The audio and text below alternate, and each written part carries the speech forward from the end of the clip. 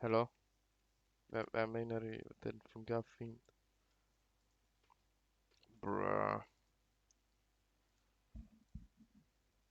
Jeg sagde det til jer. Jeg sagde til jer, at det vil crash.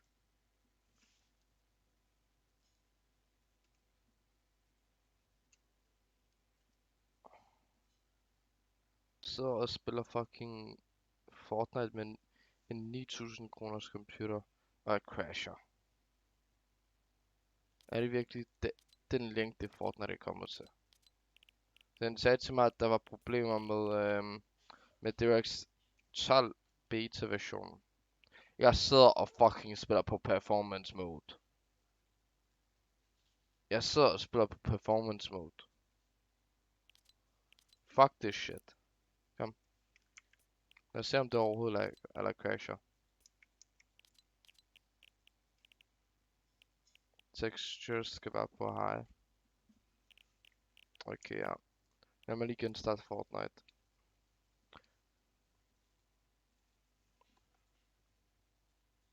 Holy shit, min fucking Fortnite crasher, fordi jeg ved ikke faktisk, hvorfor jeg ved ikke.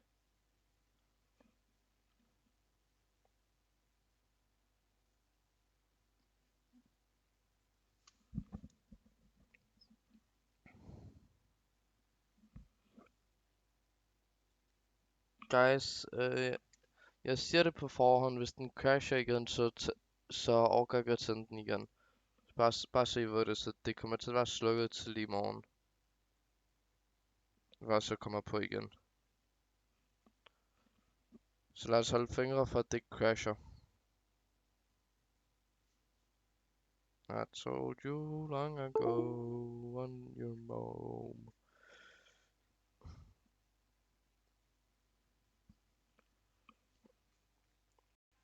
Forresten, jeg begyndte med at spille noget, der hedder ikke Twitch, Upland.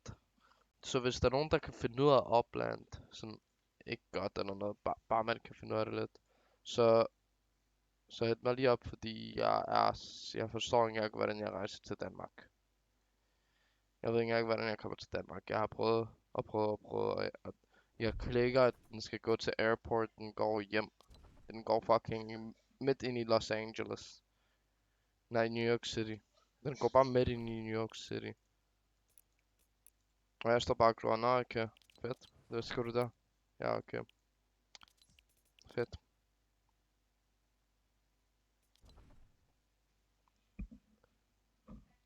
Oh my god, jeg sidder og fucking spiller på fucking performance mode hver dag. Og det crasher. Nej, shadows gider jeg ikke at have tændt. View distance, texture skal være på high.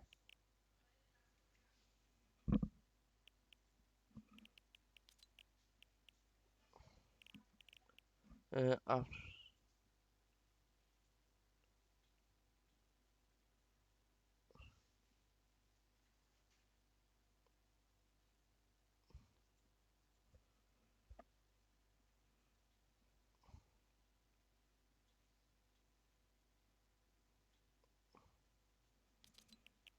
Jeg tænker, jeg beholder den her. Ja, det der skal 100% være slukket.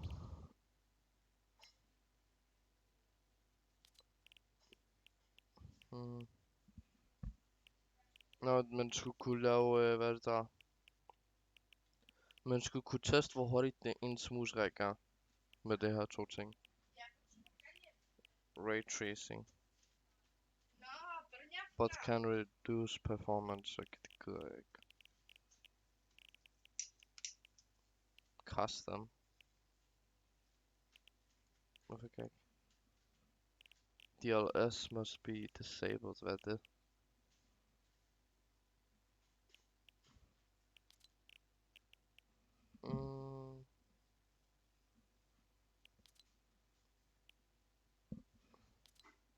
Okay, den er på balanced. Eller ikke performance.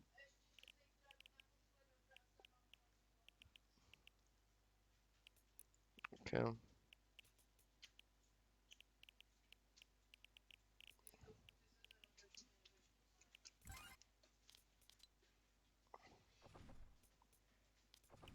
Prøv at se, jeg er ikke engang inde i en game. Lad mig bare hoppe ind i en normal creative hub. Lad os se, hvor godt det klarer mig der. Det ser ikke ud til, at jeg kommer til at kunne spille Fortnite i dag.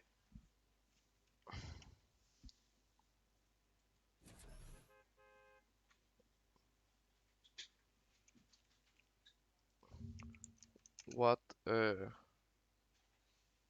rendering mode does Cypher play on?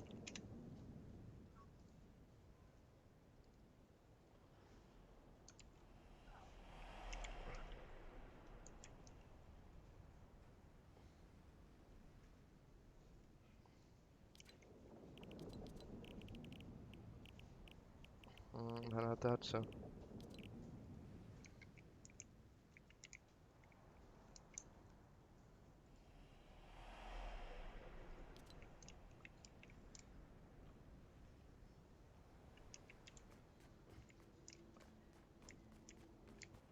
Okay, 100 til... Ikke engang til 200. Okay, nu. Men den hakker.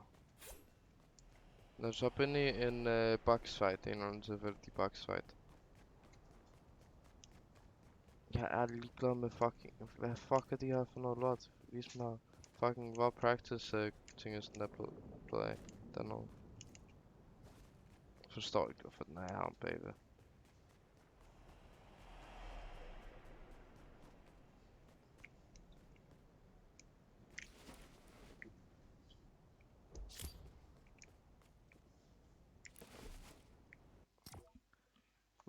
Hvorfor står der, at det er en game mode med mouse og en kat? Jeg vil gerne spille normal boxfight, så er det så fucking besværligt.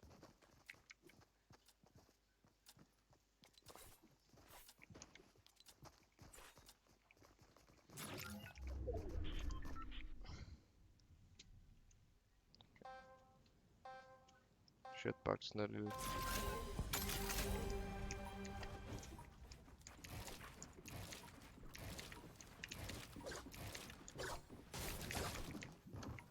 Hvad? Hvad sker der? Oh fuck. Hvad er det der?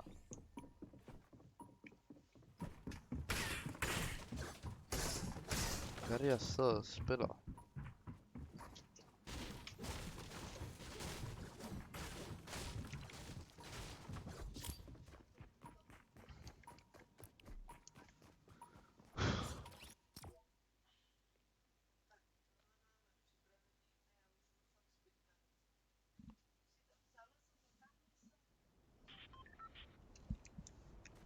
Holy shit, det der var så fucking kedeligt. Det får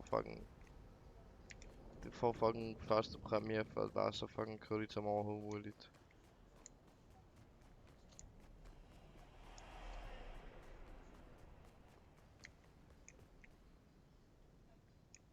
Der er stadig 50 plads zone wars.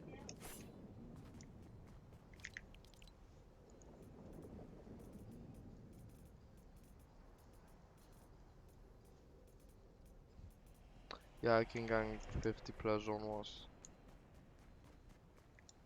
Ja, okay, jeg kan spille 1v1. Hvad er det her for noget?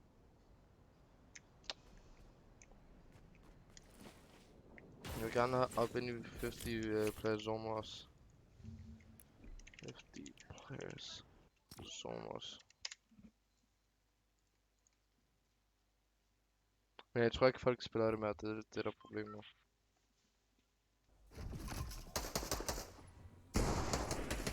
Holy shit, jeg spiller på godt FPS. Og det er fint. Epic.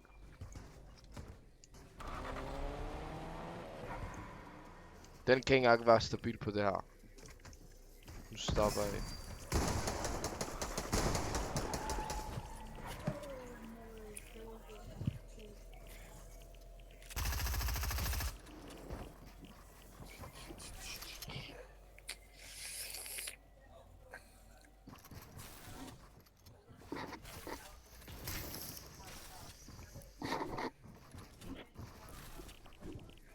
Controller.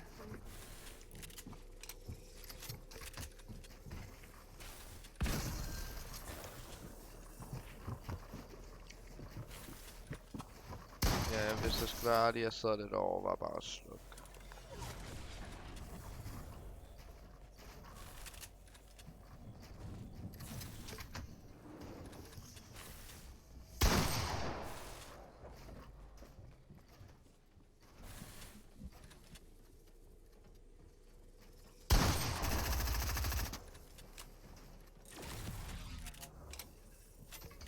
Det der er vildt irriterende er, fordi jeg skulle skifte settings der engang, så har jeg ikke sagt noget imod det. Men hver sæson skal man have nogle nye settings. Hver sæson, og det er bare en regel. Man skal hele tiden have nye graphic settings.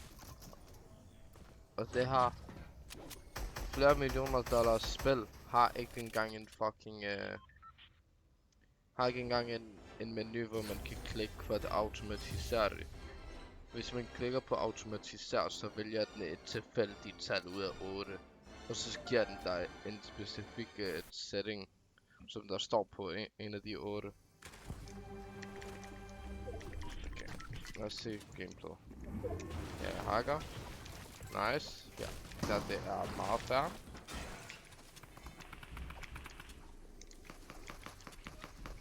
Vi købte internet direkte fra Pakistan. Fedt. En fire dræber dig.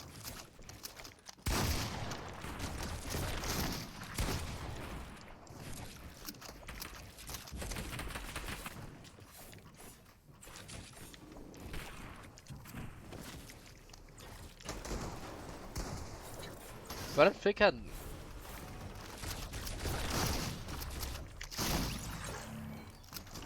Jeg gider ikke, der spiller ærligt. Hvordan slukker jeg for det der lort? Jeg gider ikke.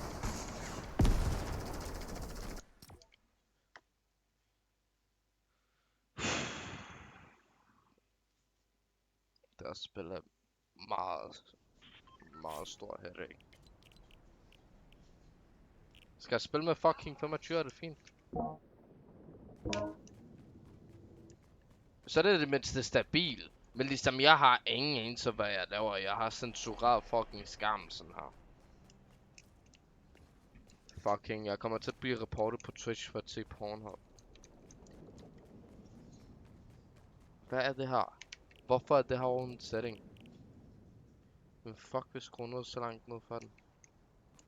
Like, man må fucking sidde og spille på fucking verdens mindste mini i mikroen, for det ser stabilt nok ud. 50. Lad os se 50. Jeg kommer til at sigte og kommer til at have lige on point, men misse alle mine skud.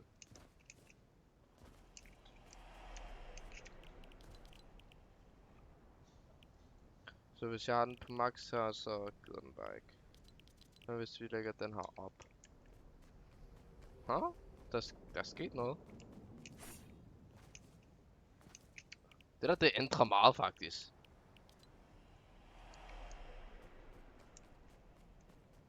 Holy shit. Jeg rykker den ned.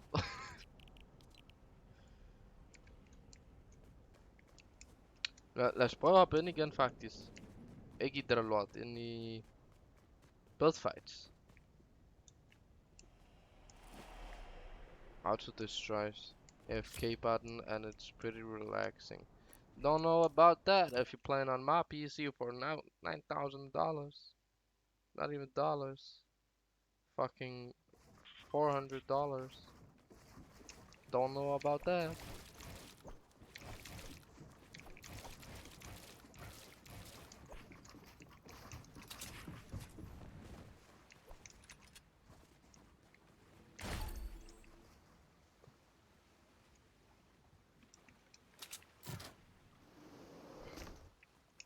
Kom nu. Kom nu. Hop på den anden side. Hvor mange gange har du spillet en fucking boxfight? En gang i dit liv? Jeg vidste ikke, om vi skulle klikke på noget.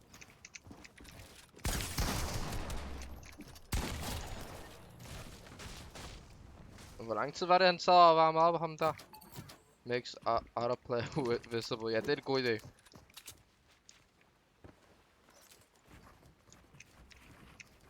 Damn, jeg var i hvert fald af.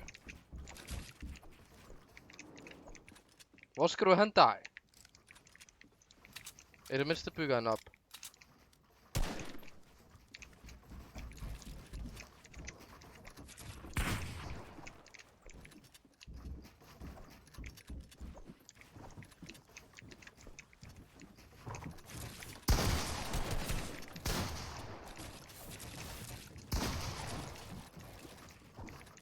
Endnu en, der aldrig har spillet noget andet end fucking Foxfight.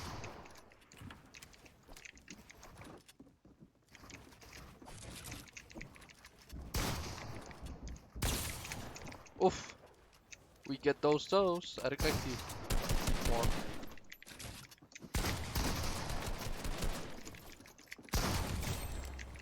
We get those toes. Give me those toes.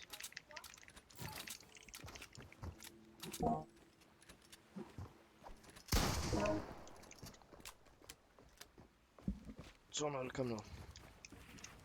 Min ven, jeg spiller på DirectX 12. Kom nu.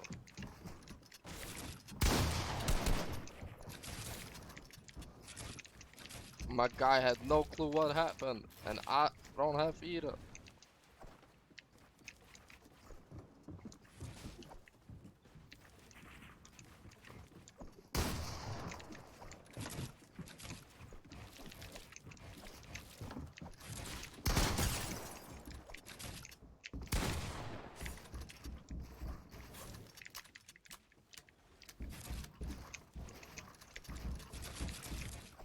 Jeg ved ikke, hvad ham der handler om.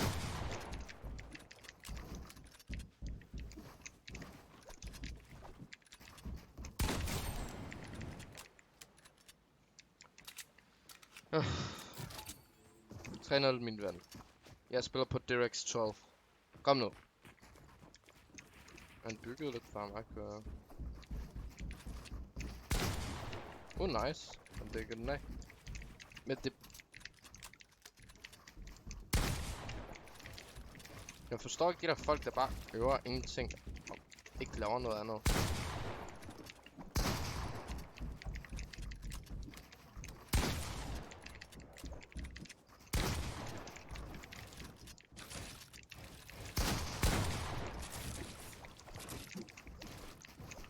Nej, jeg fuckede den op. Imagine, hvis jeg kendte til mange af de der peace-ting, der jeg ved ikke hvad. LOL, han proppede den igen.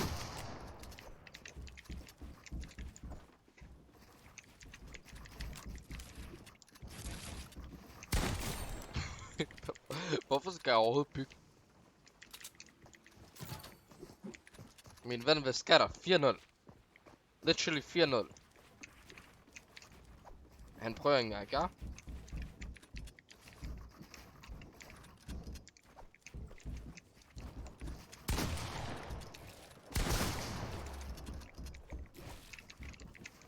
Jeg hørte ham godt. Give me those scones. Okay.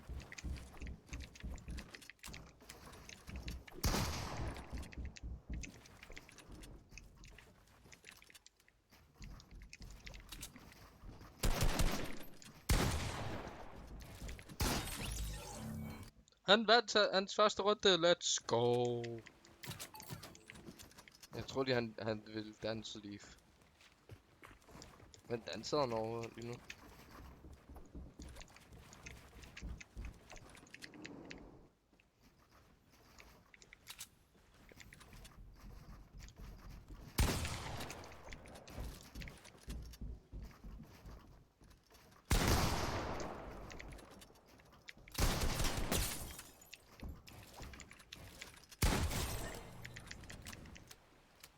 Get peace controlled, my guy. Hvor skal du hen? My guy went to Mars. Jeg havde den ikke med kæresten. Du er i gang. Hvad laver ham der på starten? Jeg dækker den af.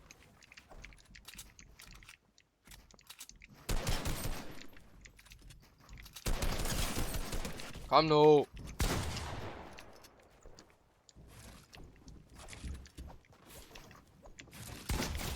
Hvad tror du der? Fucking Halloween eller hvad? Dø med dig. Kom nu. Hvor skal du hen, min ven? Skal du ikke spille mere? Er du givet op på livet? Jeg håber ikke, han hænger sig selv med på... Han hang sig selv. Nå, jeg har gjort.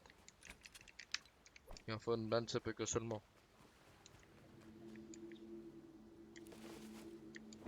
Okay, det er i hvert fald stærkeste på Derek's 12. Jeg vil faktisk ikke sige, de er dårlige. Jeg vil heller ikke sige, de er gode, hvis jeg skal være ærlig.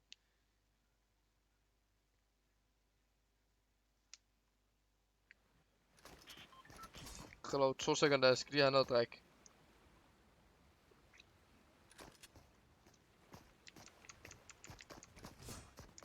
Han skulle tage dræbe mig ham der. Bare jeg ikke dansede med ham, han tægte allerede shotgun på mig. Er det en af de der typer, der bare bygger 90's til heavens? Det sjoveste er nok bare, når de har fundet ud af, hvordan man bygger 90's. Og ikke bruger den. Eller, og ikke ved, hvad de skal bruge den til.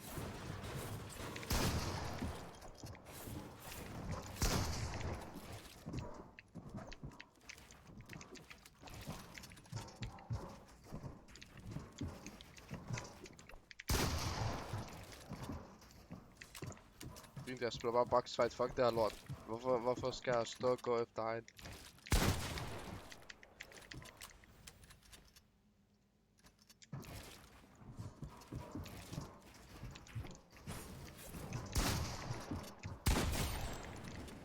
Psych!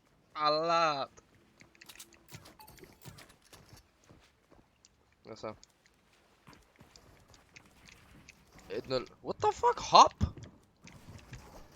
Oh my god, han der duden, han fik literally high ground gratis. Holy shit, hvad sker der?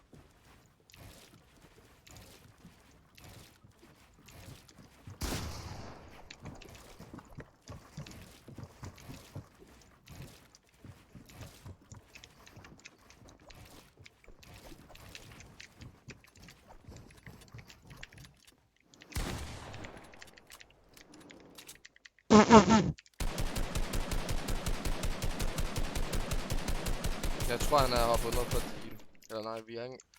Jeg har ikke skadet. Jeg har skadet ham, Skadet jeg ham ikke? Stream. Jeg har set ham. Flækker han så virkelig ned for at skyde nu. Jeg sværger, hvis han... Der er ikke ham der han skulle, så skulle ham der være komiker. Jo, ham der han skulle være komiker.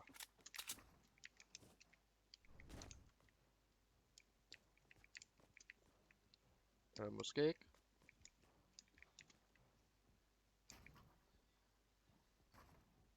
Hvad laver ham der? Er ham der hej, eller hvad sker der?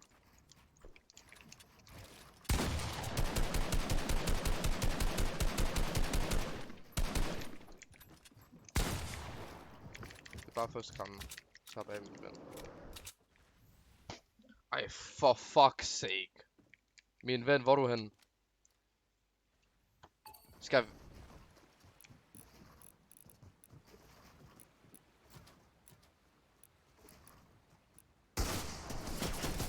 Holy shit. Jeg gad ikke engang at beskytte mig, jeg følte det var særligt for ham. Hvor er min... Nej.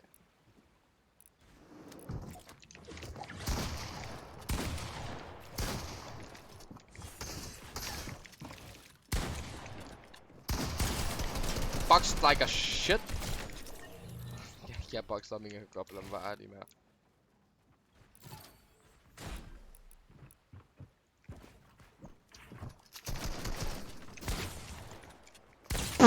Ham der, han laver bare shadow clones igennem alt. Hvorfor rører du ud igen? Hvorfor rører du ind, hvis du gerne vil ud igen?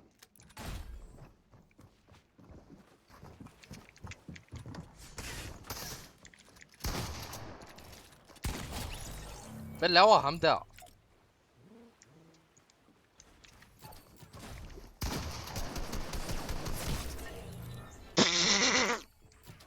Jeg sværger Leaf. Leaf, det bliver bare godt for dig. Hvor er du henne? Jeg sværger Leaf. Hvorfor kan jeg ikke bygge? Hvad var det der? Ah ja.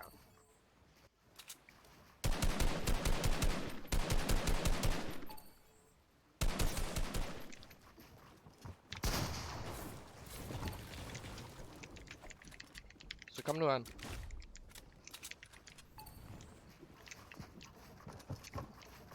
Yo body! Yo body! Why you ain't playing fair, bro? Your mama fucked you in your ass?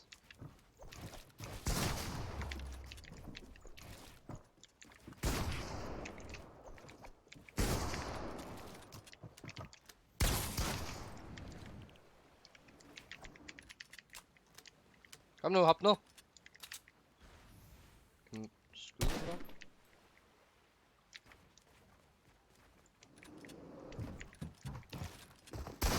Jeg ved ikke engang, hvor han er, ærligt. Bro. For fuck's sake, nu taber jeg bare alt mod ham. What the fuck?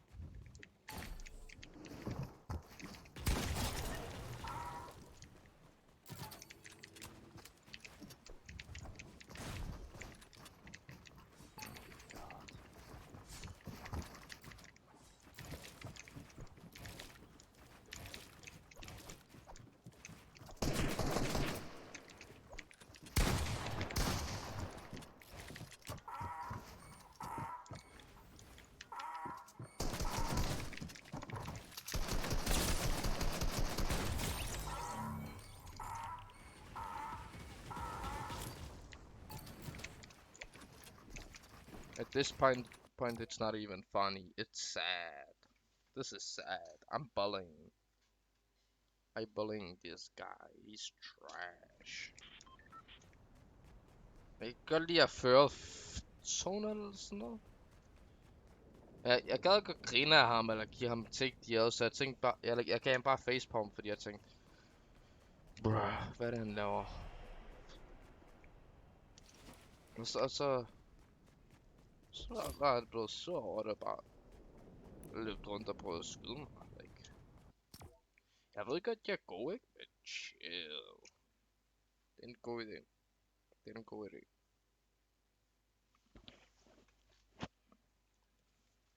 Hvad bliver december, er det ikke? Jo, det er en måde vinter. Det er på vej hen, eller vi er i vinter. Ja. Nej, vi er snart i vinter. Nej, vent. Vi er i vinter. Det forklarer nok, hvorfor jeg fryser så meget, hvorfor jeg har gløbfrysning.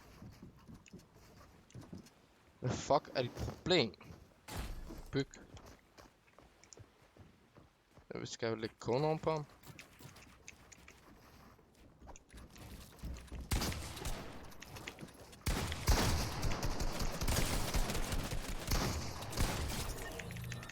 Hvorfor står du og sweater og prøver at vise alle mulige skills, når du ikke kan finde ud af noget som helst?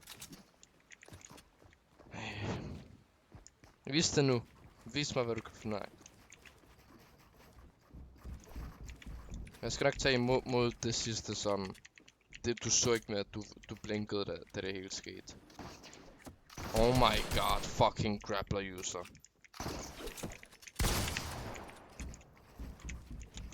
Jeg ved ikke, hvor fucking meget jeg havde de der grappler users.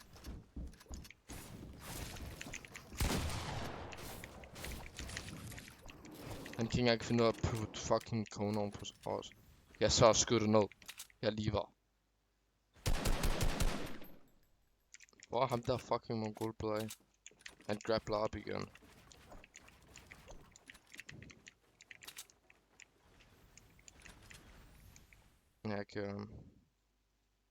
Jeg kunne høre en grapple hurtigt. Jeg svær, jeg så ham. Hvad fuck laver du? Hvad er det, du spiller? Boxfight eller fucking Fortnite? Hvor skal du hen? Literally, jeg står bare og kigger på ham. Jeg kunne have dræbt ham for 5 minutter siden. Godt du dækker dig med en fucking cone. Skal jeg push ham, eller hvad? Oh my god, er det bare nu, jeg lige var? Lad os bare push ham, ærligt talt. Det er okay, man. Ham der, han kommer til at grapple hele vejen op.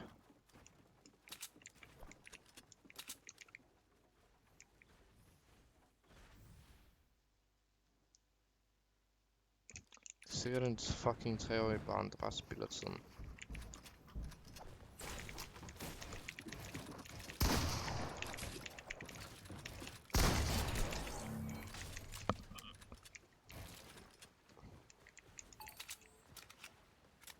Jeg tror, de har løbet ind i den der booth, jeg skulle til at sige, nej, okay, vi ses.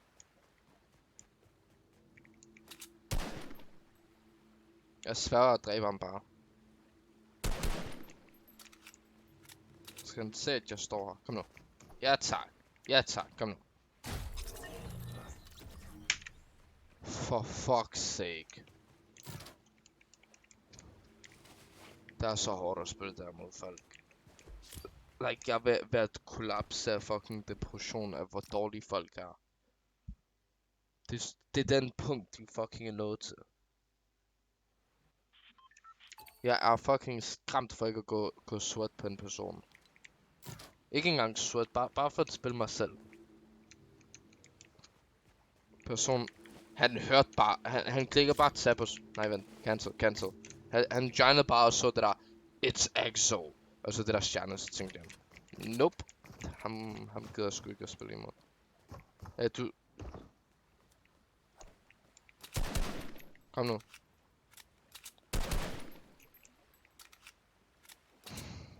Kom nu.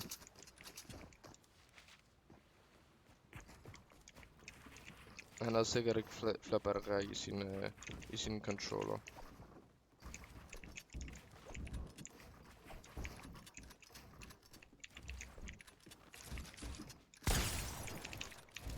Ja, jeg kunne lave den der double edit der.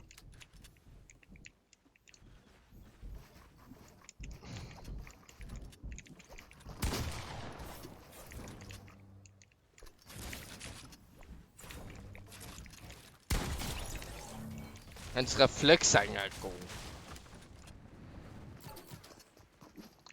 Du kunne ikke løbe i den anden, kunne du?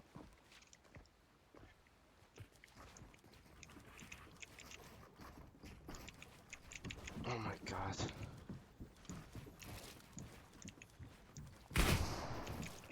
Jeg vil faktisk ikke gå sweat mod ham her.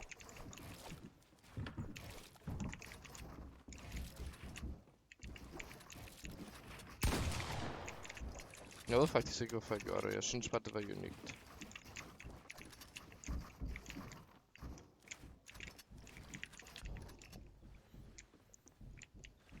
Du grappler vel ikke op til mig? Jeg har ikke engang gjort dig low, så jeg kommer ikke til at pushe dig. Jeg kan skrive det i panden på dig, hvis du gerne vil.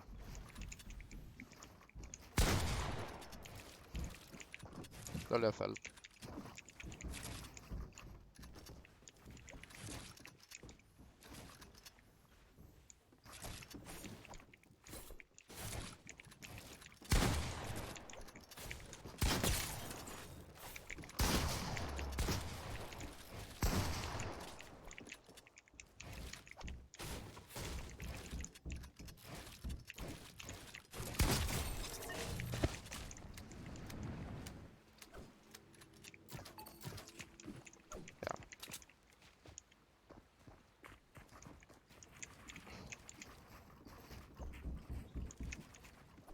Nice. Næste gang har det været en kone, havde jeg faldet nu. Hvor skal du hen?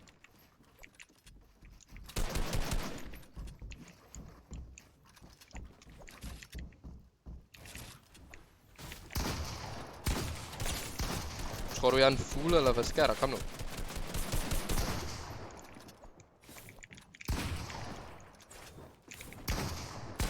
Jeg vil ikke begge sammen. Jeg er under ham.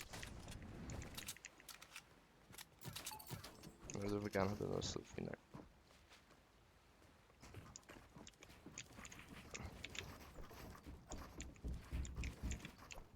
Halleluja. Men der er han stadig på niveau med mig. Jeg har lavet 3 fejl. Not even joking.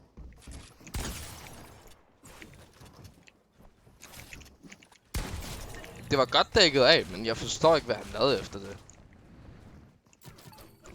Kom nu, du har den nu. Du har den nu, min ven. Jeg stoler på dig. Jeg holder fucking mine egne fingre for dig. Jeg krydser fingre for dig, som man siger. Nice. Okay. Og jeg fucker op det der.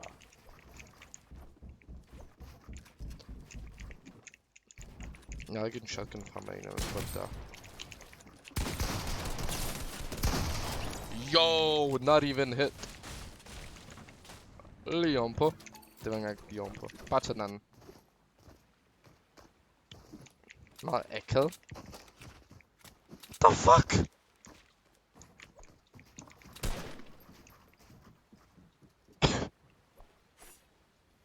Dude, kom. Så har du også en chance. What the fuck? Okay, fint nok. What the fuck? Fint nok. Vi tager imod det.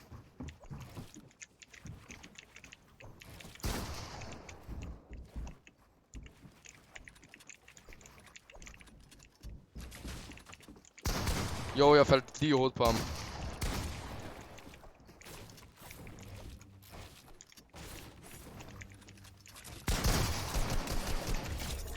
Jeg troede lige, jeg skulle dø. Jeg skal nok tage den, det er fint.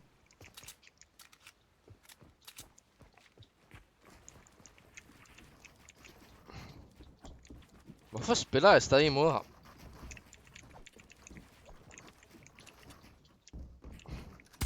Nice. He boxed me like a fish. He almost got me, but didn't. That's the fact, bro. He didn't.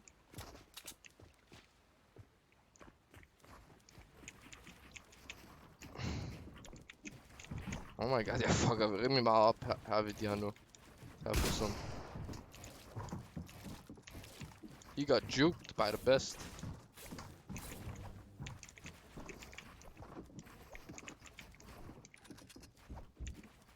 Nej, hvad er det? Hvad fanden?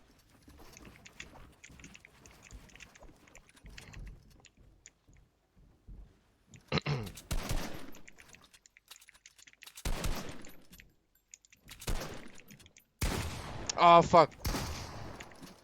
Du skal ikke hjem, min ven. Du er ikke integreret, du skal hjem. Du skal ikke integreres, du skal hjem.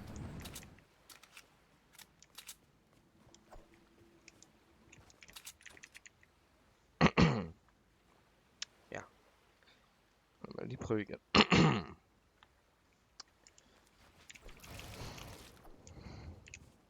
Ja, det er lidt sloppy.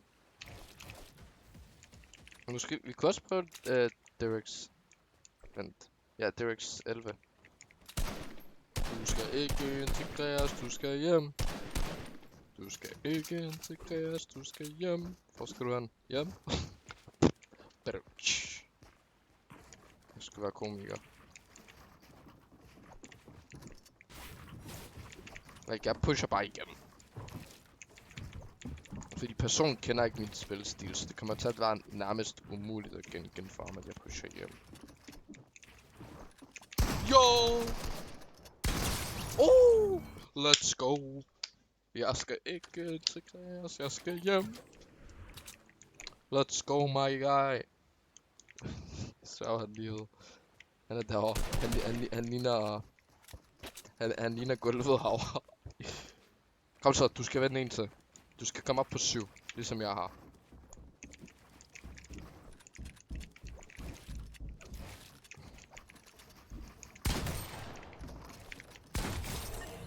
Du skal ikke integreres, du skal hjem. Land de oven på den.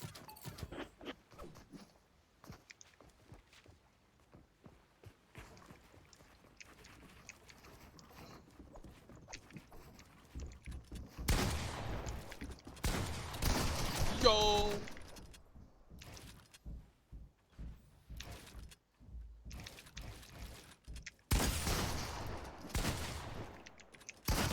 Nej! Han vandt over mig! Jeg tror han faldt ud faktisk første gang. Det er fint, du vandt den. Og jeg landede ikke lige oven på den.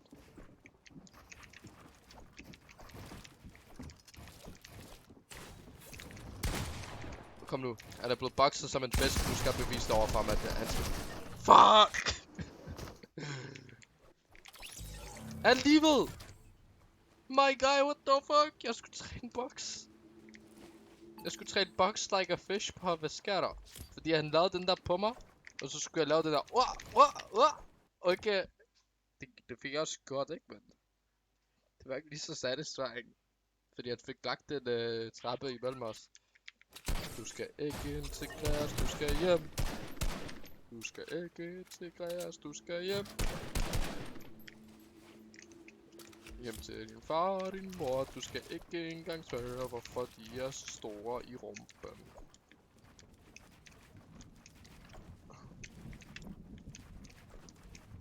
Bruh. Bruh. Du skal ikke integreres, du skal hjem. Du skal ikke integreres, du skal hjem.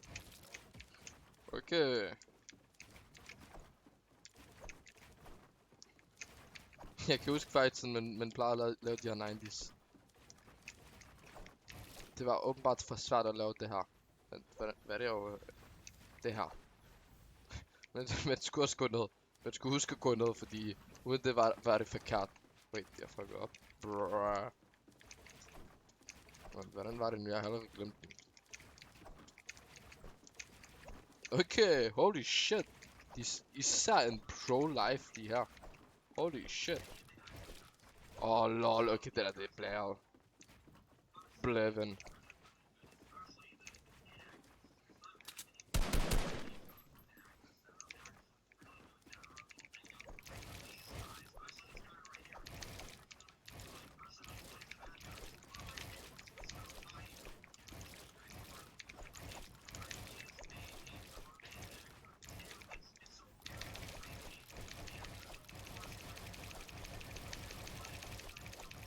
Ja, den her tastatur får mig til det lidt langsommere. Quote Mongrel. Han er for sej. Han editor som en fucking beast, og så laver den det der. Ja, den her får mig til at edit fucking langsommere. Alt står bare klog på ham. Hvad mener du? Du har lige editor som en fucking beast. Det ser ikke ud til, at der er flere folk, der joiner. Nu er det bare mig, der er lonely.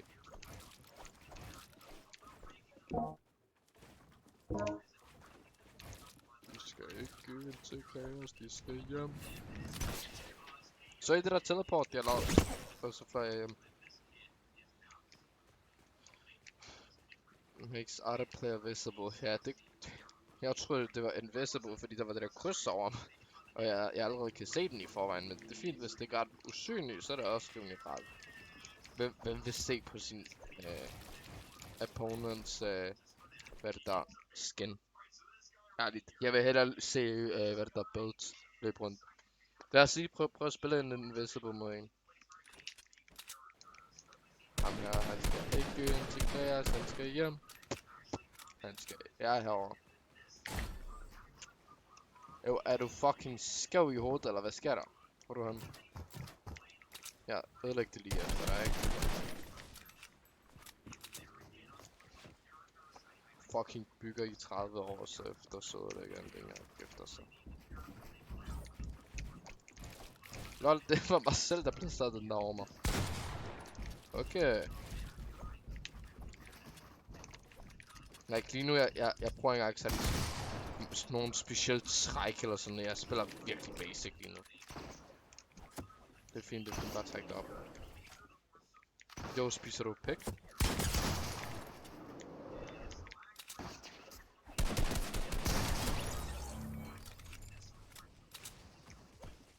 Jo! Vent, ja, jeg skulle lige til at gøre det samme, min ven. 2 sek. Han er meget usynlig, ham her. Jeg tror aldrig, jeg har set ham før. Hvilket skin var han igen? Hvilket skin var han igen, Epic Games?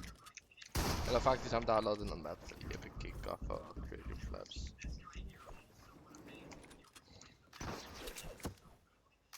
Kom nu. Oh my god. Personen mangler noget psykisk. Jeg gad ikke at skyde efter ham.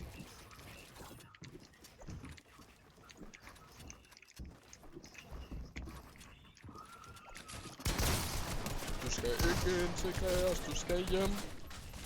Jeg har noget, der stod i vejen herovre. Det er min armbånd. Skal vi på? Eller? Jeg skal gøre mig usynlig igen næste runde.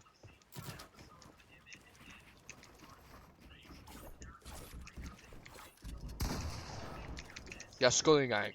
Nej. Jeg missede det der. Det var min egen skyld.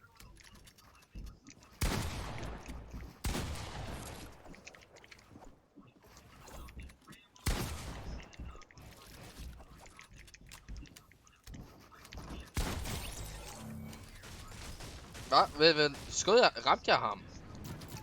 Yes. Så sikkert jeg skal lige... Sådan, min ven, du er usynlig nu. Jeg kan ikke se dig. Bare gå på den anden side. Jeg forstår ikke, hvad du laver her.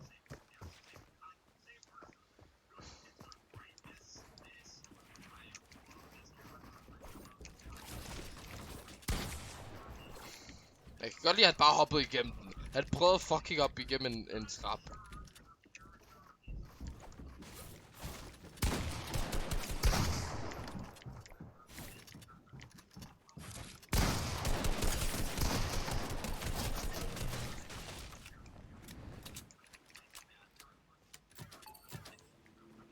Hvis en bot spiller godt, ikke, så kan han selv vinde over de her spillere.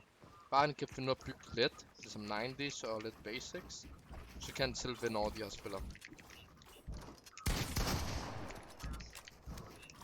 Man skal bare ikke spille som alle de andre, man skal bare lige have en...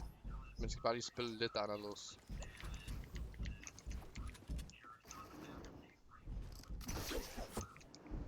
Han faldt længere ned, eller hvad? Nice. Jeg kan ikke skyde efter dem der. Inden jeg bygger mig længere op, så du kan trække dig op. Er du tilfreds? Jeg prøver stadig. Du skal bare.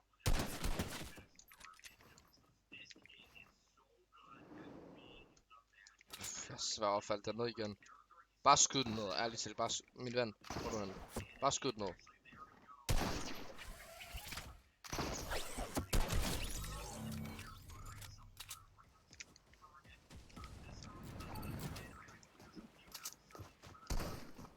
Hvor du skæv.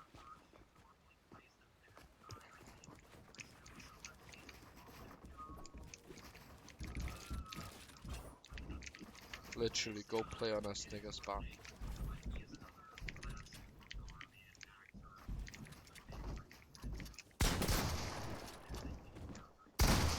Jeg missede den her.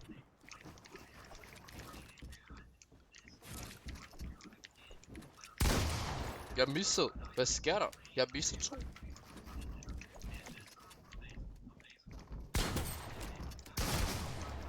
Okay, nu er det confident. Let's go. Hvordan?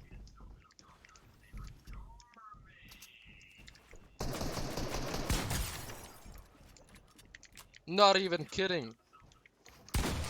Jeg missede det der. Jeg svær, jeg missede det der.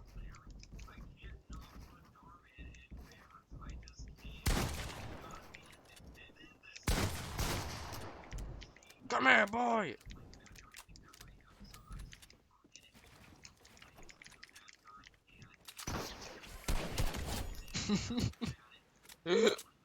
Jeg husker ikke bare unbind sigteknappen, mens jeg spiller der. Fejler du noget? Fuck, nu skal jeg svære. Kom ud af mit spil. Kom ud af mit fucking spil. Kom ud af mit fucking spil.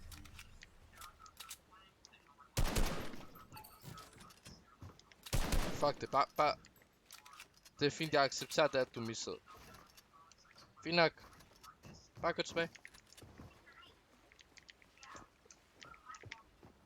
Okay, fint nok.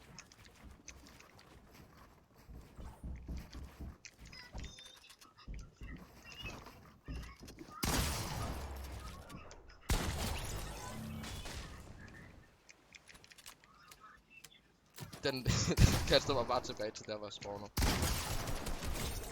Er det så svært at fucking dræbe mig? Bare gå derover.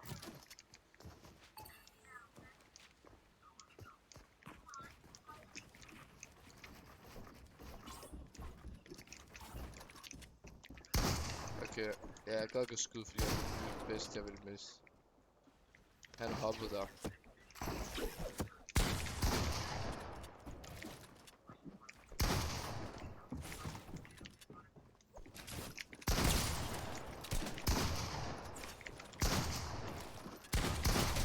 Yo! Panties! Okay, jeg redder på den anden side.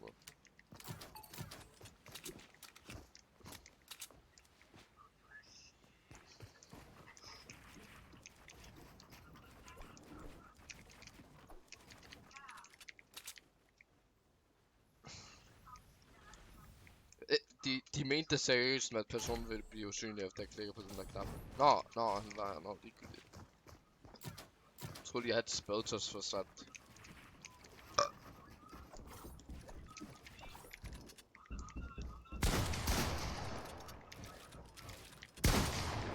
Oh my god, jeg mistede begge skud.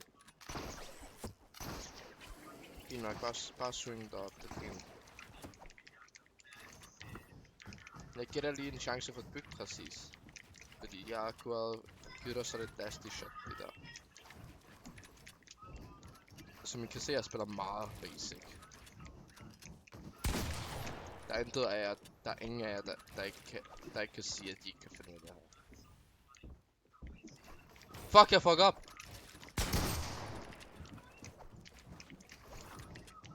Jeg er ikke mærke til, at det løbte ud.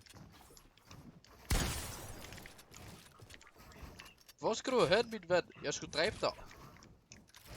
Finish it. Finish it. Uff. Men jeg kunne nærmest kalde det der for B-hop, ærligt talt.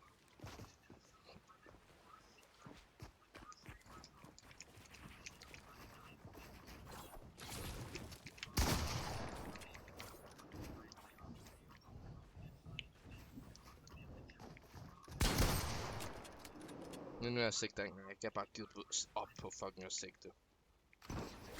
Ja.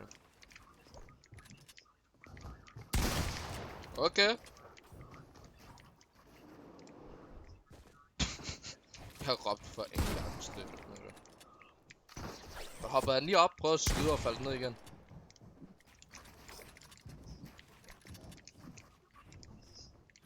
Ham der har lavet shadow. This is your last 21.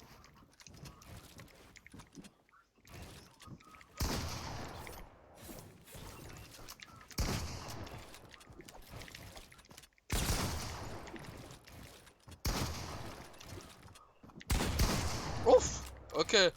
Personen er blevet farlig. Giv mig those toes! GG's. GG's.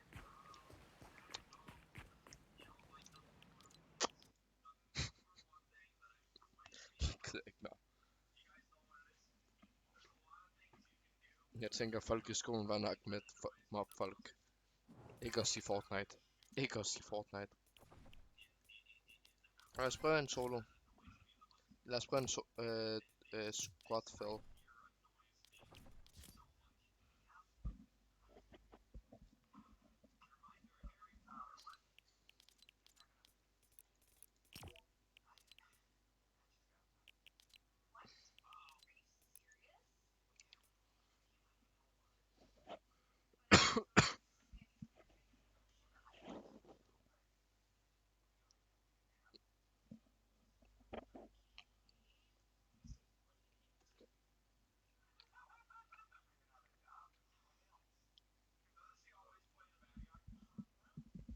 Jeg skulle måske begynde bare med at se nogle Twitch streamers, og så begynde med at prøve at spille ligesom dem.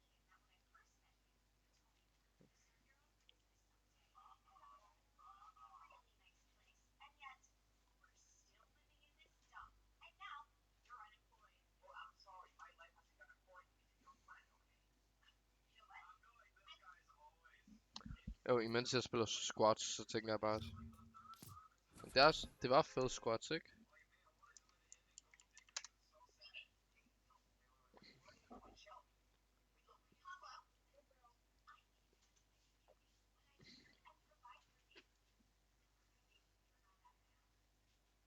Jeg gider sgu ikke at spille skak med nogen tilfældig. Jeg tænker bare, at jeg spiller skak på... Hvad er solo chess? Hvad står der, jeg skal? Hvad står der, jeg skal? Hallo?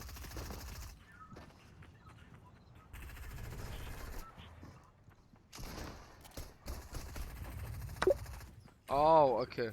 I see. 1, 2, 3, 4, 5, 6. Okay, ja. Det er den stærkeste, der bare skal tage den anden. Prik.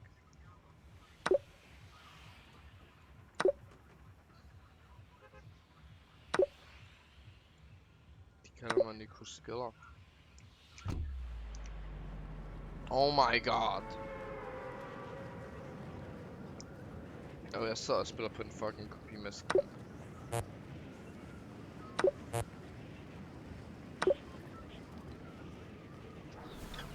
FPS, 23, 45, 35.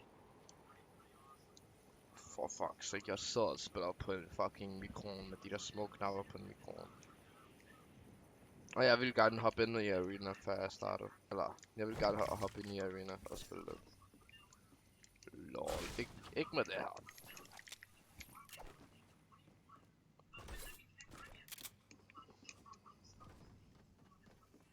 Vent.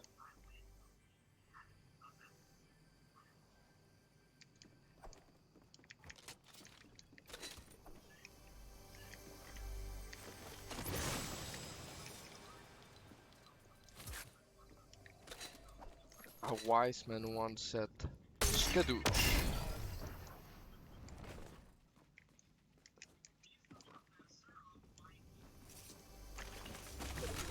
Eller så var det mere det samme. Jeg har lige fucking blækket ind i mappen, eller hvad skal der være? Det lød som om jeg fucking sendte en airstrike. Jeg føler hele tiden, vi har sådan nogle klamme baggrundslyd. Like hver sæson. What the fuck is that? No.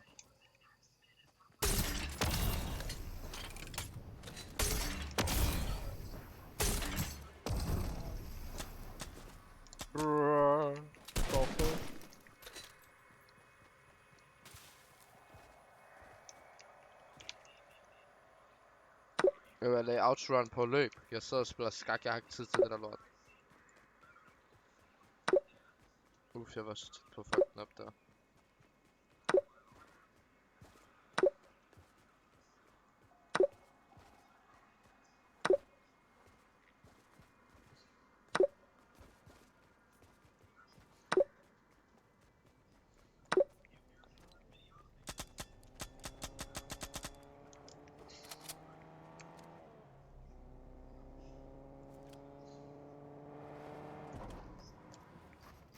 Og lol, han hørte mig rent faktisk.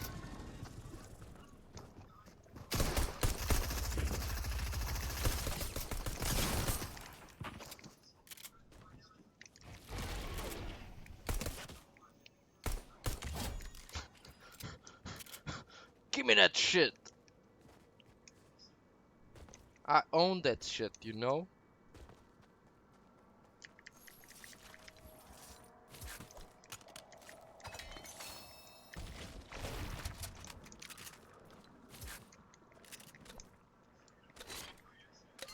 Hvem siger nej til gratis shockwaves?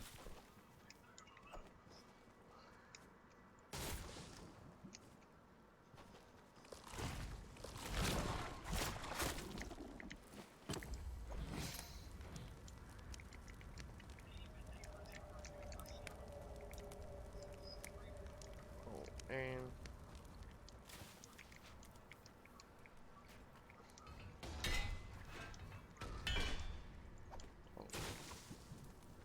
gider sgu ikke flække den. Brrr, det giver intet.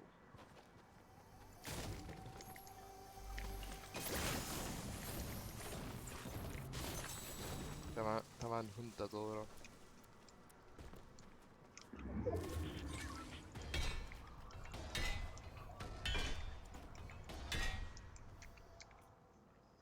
Okay, lad os spille videre. En prik kan ikke, en bunden kan ikke engang stå der, what the fuck.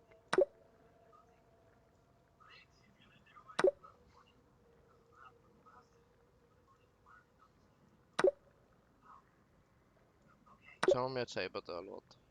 Soloskak, det er lige mig. Easy peasy, your mama squeezy.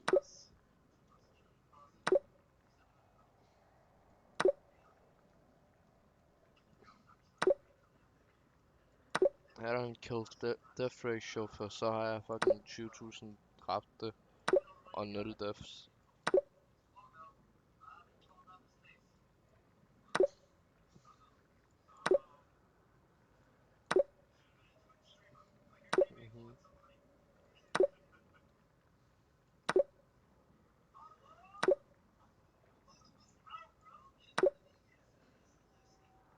Jeg er færdig jo. Hvad for noget med fucking spil igen? Min far skal gå hen og spille igen.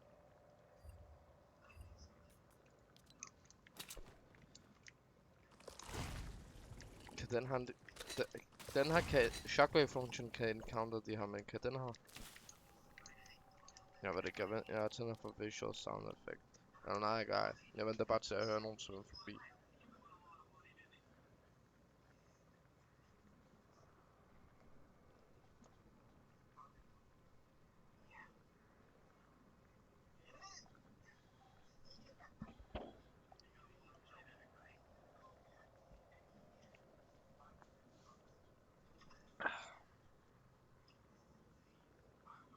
Ja, jeg kan ikke mærke min hoved mere. Jeg har så meget hovedpine, jeg ikke kan mærke min hoved. Jeg slukker efter den her kamp. Eller nej, jeg finder lige ud af, hvad jeg gør med det her FPS-slot.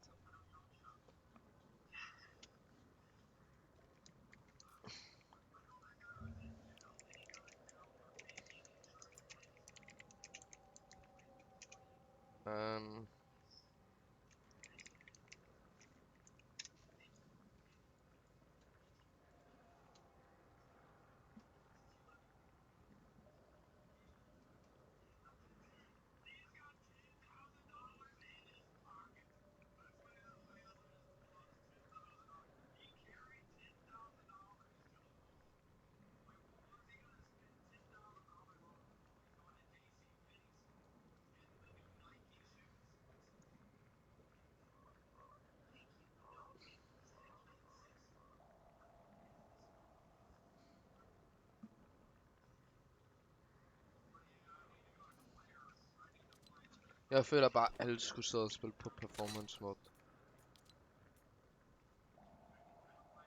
Fordi lad os lige være ærlige, der er ingen, der enjoyer, der har spillet med.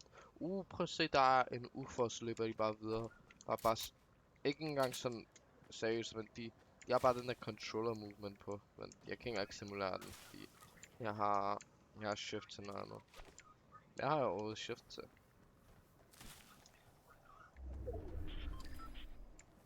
Eller jeg stimulerer den lige nu. Fordi der er ingen, der løber rundt med fucking shift noget, og bare løber rundt og kigger på ting.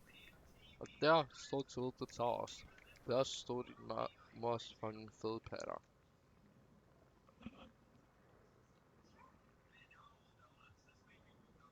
Jeg tror Tilted Towers ligger omkring her på den gamle map. Og så... Ja, omkring det her. Så ligger der en sø. Jeg vil gerne vide, hvordan den her map, den skal forme til chapter 1 map, hvis UFO ikke er faldet ned og destruerer det hele. Hvis jeg skulle være ærlig, det jeg forestiller mig var at UFO vil falde ned på mappen, og så vil man sidde og spille på sådan noget metal. Og så den måde man kunne få alle de der sten og sådan noget, det vil være ved hjælp af sådan nogle små kasser, der ser ud som om at de falder efter eksplosionen og jeg ved ikke hvad. Og så senere på sæsonen kunne man få Ligesom lige da arena startede, så er der kommet sådan nogle både ind og lagt sådan en masse kasser og lagt dirt og sådan noget lort.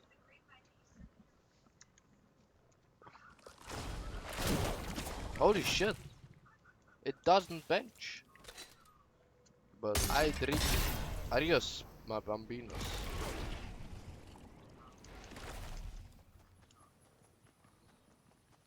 Kan man ikke zoome ind med den her? Ligesom ved hjælp af sigtekon. Som man kan med den her.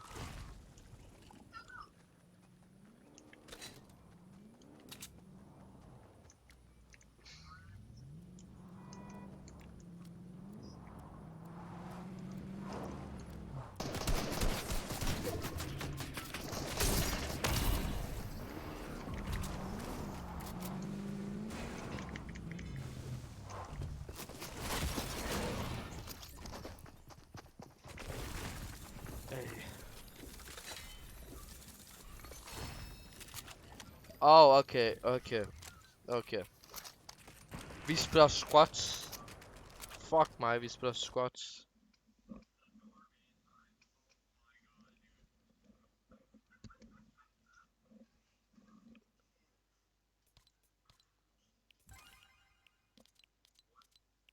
Okay, lad os prøve.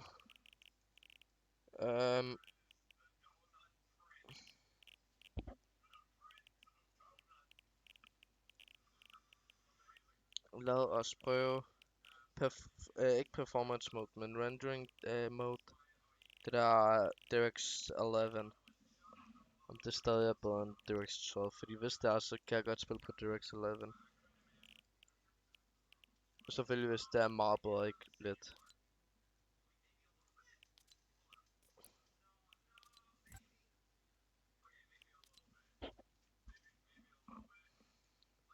What the fuck? Sådan der.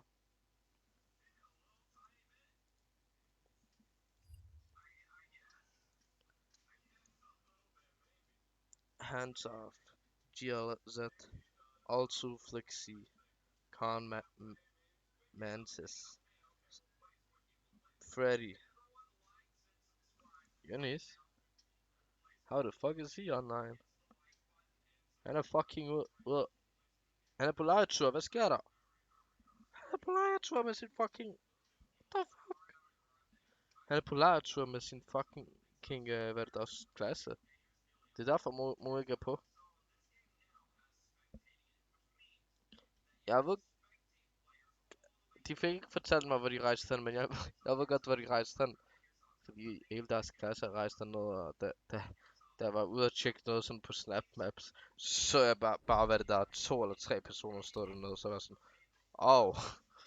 Fordi jeg troede, de rejste til Tyskland.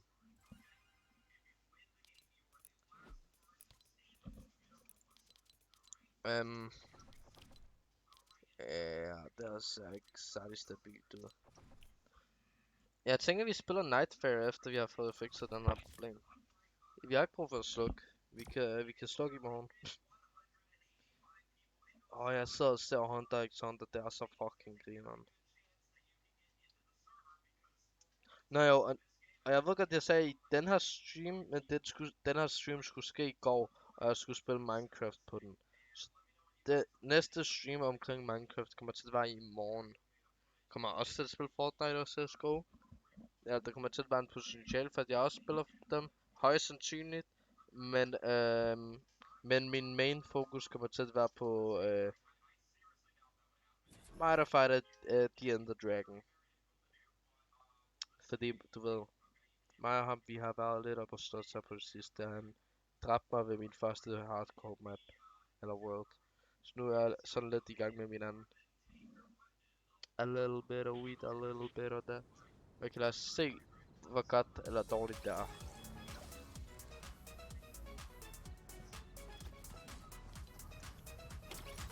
Oh my god. Beta-versionen er bedre end det her. Hjælp.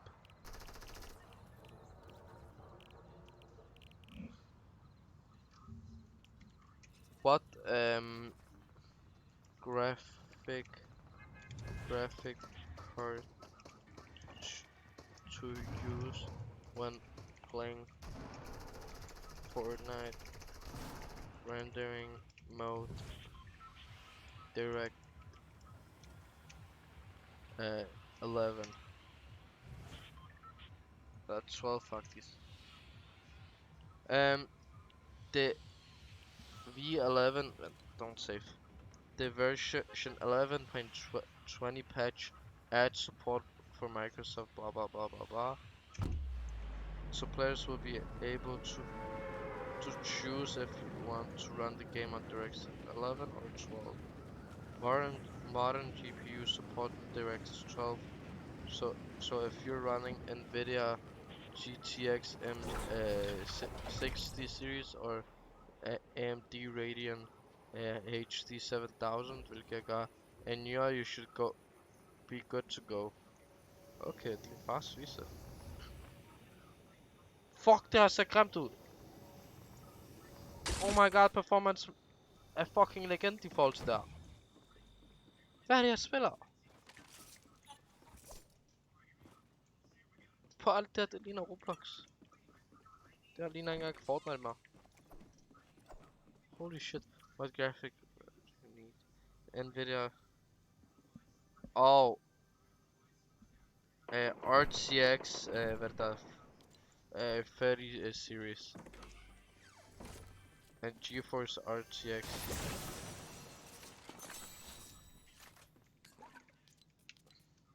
Hvor meget var det 3000 kostede? RTX 3000.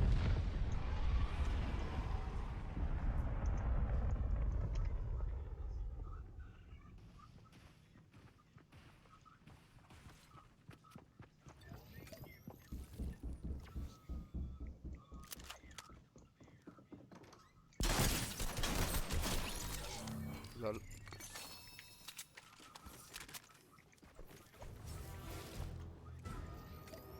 Jeg håber ikke, jeg spiller squats længere.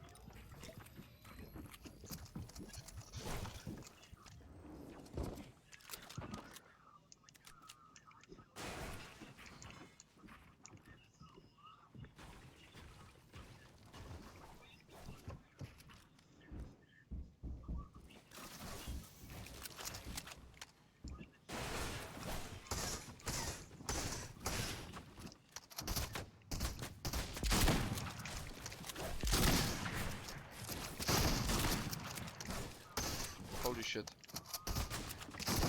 Internet just leave the game.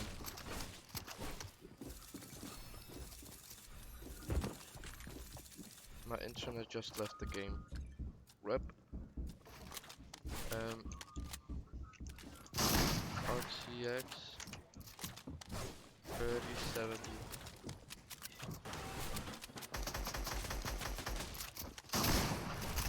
De sidder og knipper med manga, ikke? Fucking 5.890 kroner for et nyt grafikkort.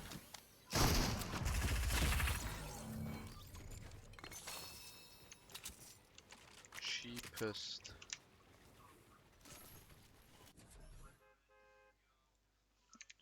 How to see what to switch out in your PC.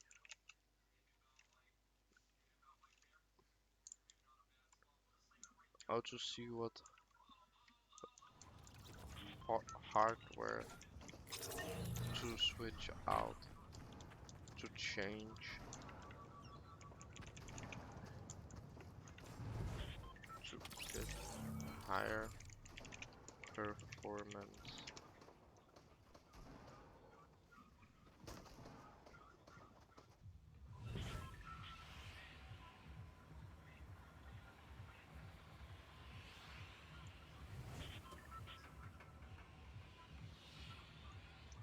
Upgrading RAM.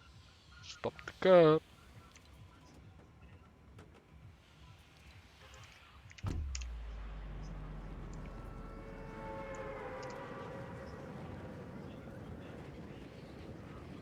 How to see what needs to be exchanged in your PC.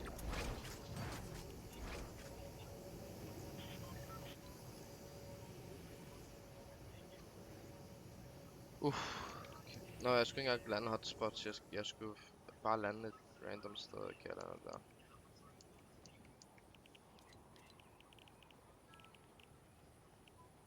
Og hvis vi lower view distance.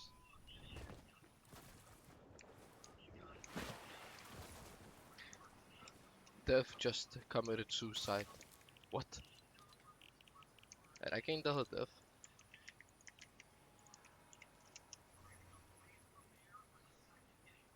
Mutual. Det har været godt. Nej, det er en anden person faktisk. Det er ikke engang kamp. Okay, i hvert fald.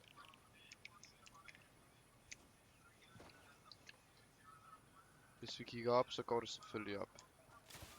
Men hvad med hvis vi løber ned til lazy? Jeg vil gerne ned til lazy. Epic, løb mig ned til lazy.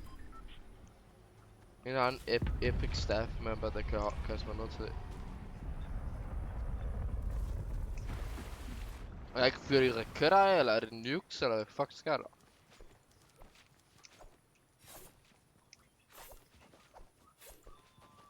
Jeg tænker, at vi beholder den nok på performance.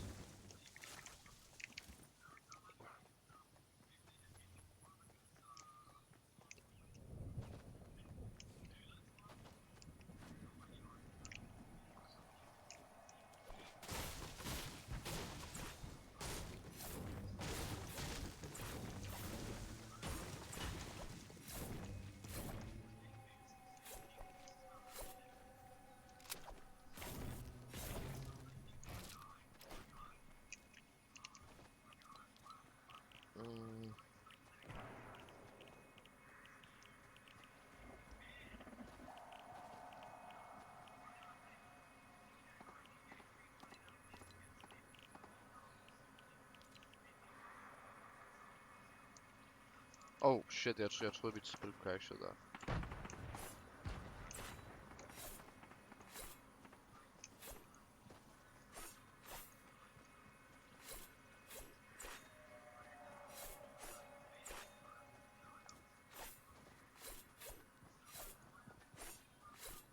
Hvordan genkender jeg om min...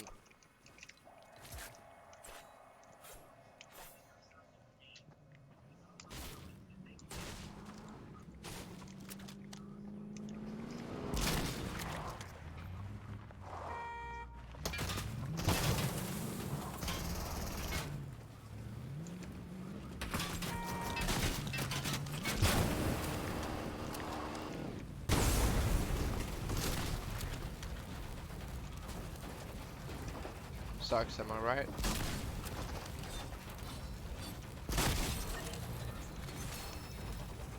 Jeg vil ikke danse på mig, man.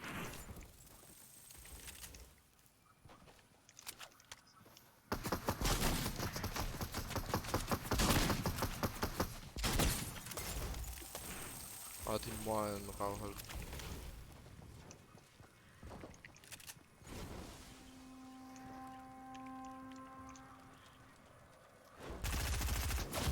Fucking død til det.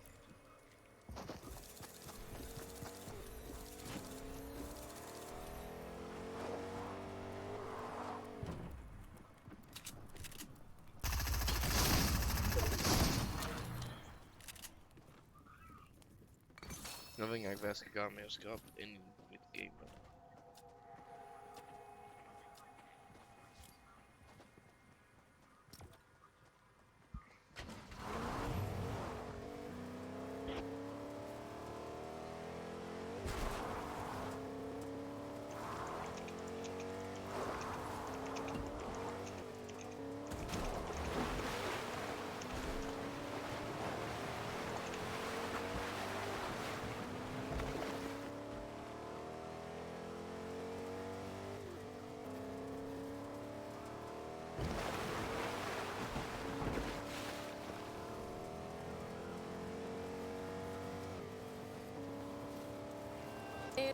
You up through to a console with requirements, especially if it's a game that's just come out.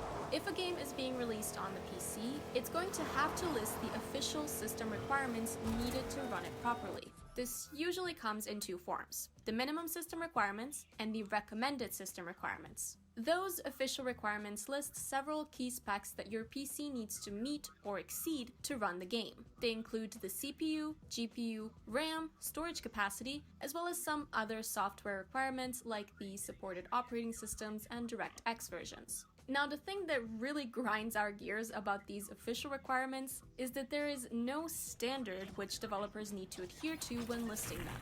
What does minimum mean? Is it just enough for you to run the game without crashing, without taking into consideration whether the frame rate will be playable? Or is the resolution acceptable? Do the recommended requirements guarantee a smooth 60 FPS experience in the high preset? They might. In all honesty though, the minimum requirements generally tend to signify playability, but this often means playability in 720p.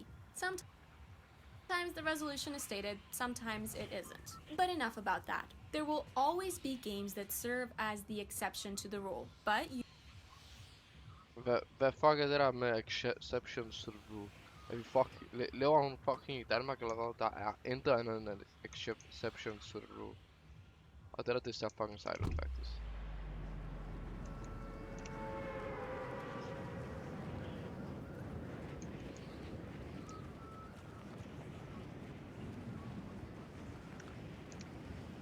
Jeg vil gerne lande ved lazy, jeg vil gerne se hvor meget mit FPS dropper den her.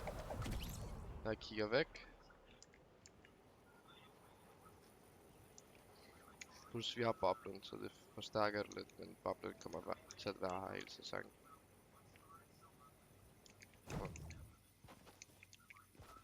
Nu står stille. Okay, den er i hvert fald ikke stabil. Fucking man. Den er i hvert fald ikke stabil.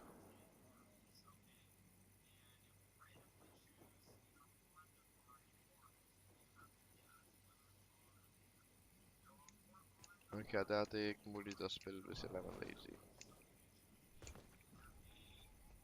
Godt klar, der er våben derinde.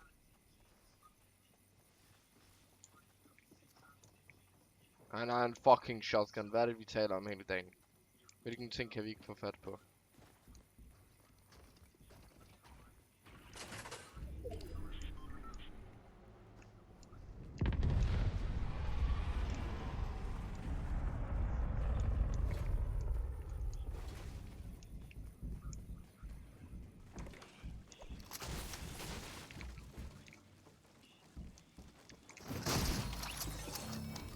Var det lige 100 i fucking foden?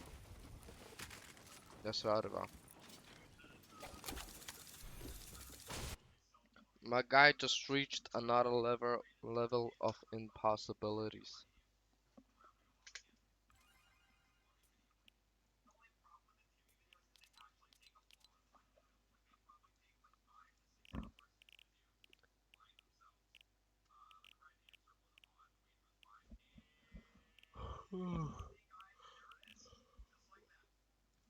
Today we are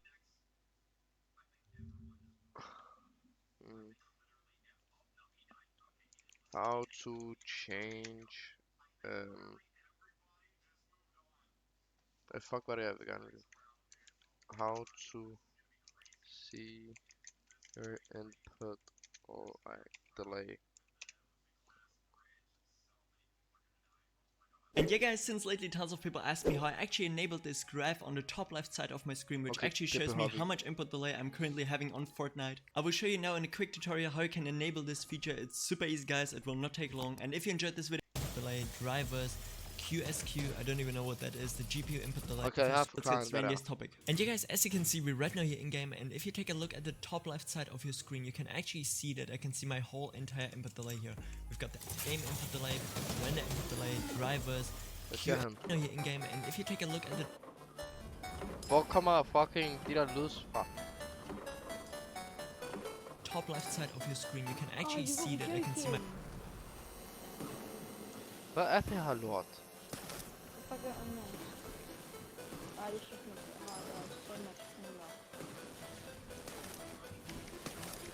Hvad jeg kan ikke engang lide.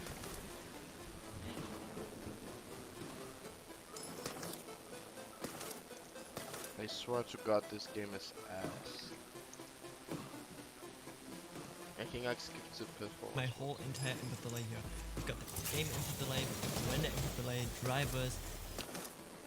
We're right now here in game, and if you take a look at the top left side of your screen, you can actually see that I can see my whole entire input delay here. We've got the game input delay, render Fedt at fucking hopper om på en fucking zipline, når han begynder med at tale. Han er så fucking klog, ham her. delay, see that Han ved sikkert ikke, hvad halvdelen af tingene gør, så han bare i baggrunden, eller som om han ved, drivers, QS input delay here. We've got the game input delay, render input delay, hvad fanden en input see delay that I nummer can see 2? my whole Men hvad står der i et? entire input delay here. We've got the game input delay, Same input delay, render okay. input delay, Rendering, okay, det er den anden. drivers, QSQ, I don't even know what that is, the GPU input delay and your hertz of your monitor. And normally you can't get this if you're on performance mode, and because I think that most people actually play right now on performance mode here in chapter 2 season 7. I don't know what they're shooting at. Okay. Well, normally you can't get this mode if you're running performance mode, but as you can see, I get it still. It's not available here, not in any options here, as you can see, nowhere. Just NVIDIA highlights, whatsoever, records, everything here. But I actually got it, and I'm gonna show you how you can do it, because you actually need to glitch your game in the first place so you can see it on performance mode, because usually it's only available on DirectX 11 and on DirectX 12, I believe. But yeah, I'm just gonna show you right now here real quick how you can actually get it on performance mode. Det er ikke en glitch, because det it's er just en... super helpful. Det er ikke en glitch, det er en... Hvad er det, de hedder? Hvad fuck er det, de hedder? Hvordan kan det være, jeg glemmer, hvad jeg gerne vil sige? De hedder... Exploits. Den If you exploit, don't know how much input delay you're running right now, and yeah, see you guys just in a second. And yeah guys, if you're just like me right now here on and afterwards, if you've done Fortnite settings, press apply and simply reset, because yeah, I'm just gonna go Fortnite not here. It should go over again to performance mode. Normally it shouldn't work, but as mentioned, we're just gonna glitch it here real quick. So yeah, this is actually only an option which is available for DirectX 11 and 12, but we can just straight up here switch over to performance mode again. Just press apply and now restart your game. And yeah, let's just see if it works. And you guys, now it's a little bit later. I just played a little bit of Arena here, and if we now go into our settings, we can see that we are 100% on the performance alpha mode, and all the extra settings are actually gone here. Like usually it would be around here, I think, where you can like put on this interface here. But if we now go actually in-game or into the battle lab, wherever it is here, yeah, that battle lab, we're just gonna hop in-game and you will see it's still there. And yeah guys, as you can see, we're right now here in-game. We 100% have the performance mode enabled. I mean, just look at the surroundings. It's quite obvious that we are on performance mode. But we still see all the stats on the top left side of our screen, guys, which is just amazing. We can see everything. The game delay, the render delay, drivers, GPU delay, everything. So it worked 100%. And just to clarify again, wait guys, I'm just gonna go here into my setting.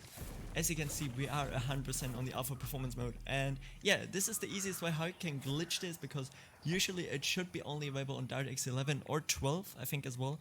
But yeah, if you do it the same way as I did, you just have to turn it on and then swap over to the alpha performance mode. You can actually enable it in the game, which is super cool right now. Just let me know what you think about this down in the comment section below, guys. I hope I helped you out with this one here. If so, please don't forget to leave a like and subscribe to my channel. This would help me out so much as well. And yeah guys, for everyone who's worried right now that you can actually get banned for this in-game, just don't be worried guys, you're not gonna get banned 100%. This is all built into Fortnite, and pretty much is also not a glitch, because I mean it's available in the settings, so therefore nothing can happen there and you have no competitive advantage. You just see your input delay, which is just a cool thing personally. And yeah, with that said, we're pretty much done here, guys. If you enjoyed it, please don't forget to leave a like and subscribe to my channel. This would help me out so much. And if you still have any more questions, feel free to ask them down in the comment section below. I try to answer as many as possible. And with that said, have a great day, have a great night whenever you're watching this. And until next time, stay awesome. I'm out. Peace.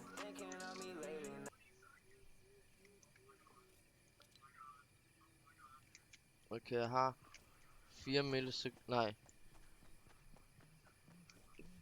Jo, jeg tror det er 4 millisekunders delay i alt. Nej, i alt har jeg 14 millisekunders delay. Så jeg klikker, og den rækker 14 millisekunder efter mig. Hvorfor kan jeg høre skud?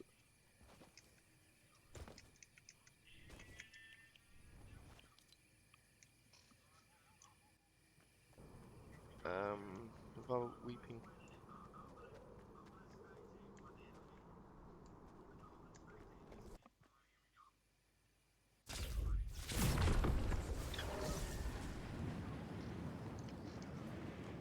Well, normally you can't get this mode if you're running performance mode, but as you can see, I get it still. It's not a Den er lavet på sig. Den har ødelagt det der bunkeren, bro.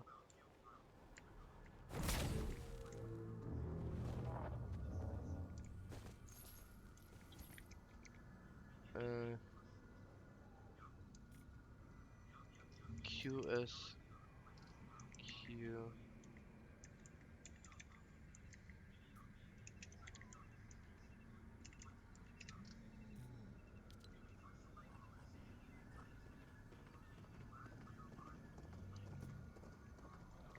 QU.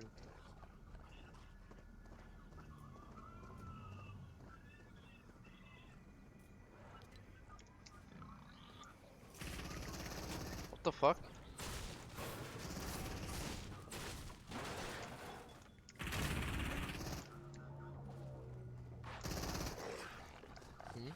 Fuck it.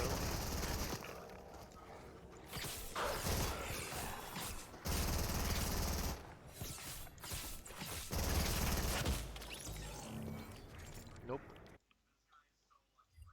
available here. Not at any options here, as you can see, nowhere. Just NVIDIA highlights, whatsoever, records, everything here. But I actually got it, and I'm gonna show you how you can do it, because you actually need to glitch your game in the first place so you can see it on performance mode, because usually it's only available on DirectX 11 and on DirectX 12, I believe.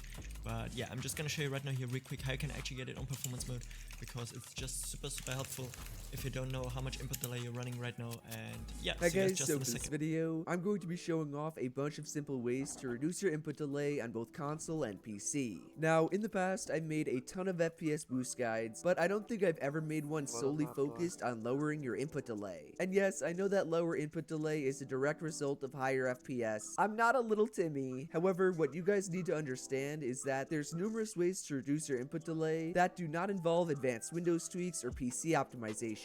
Go check out my FPS boost guide for that stuff. So as always, make sure to drop a like if this helps you out. I know for a fact it's going to lower your input delay, so you might as well leave a like right now. But without further ado, let's get right on into it.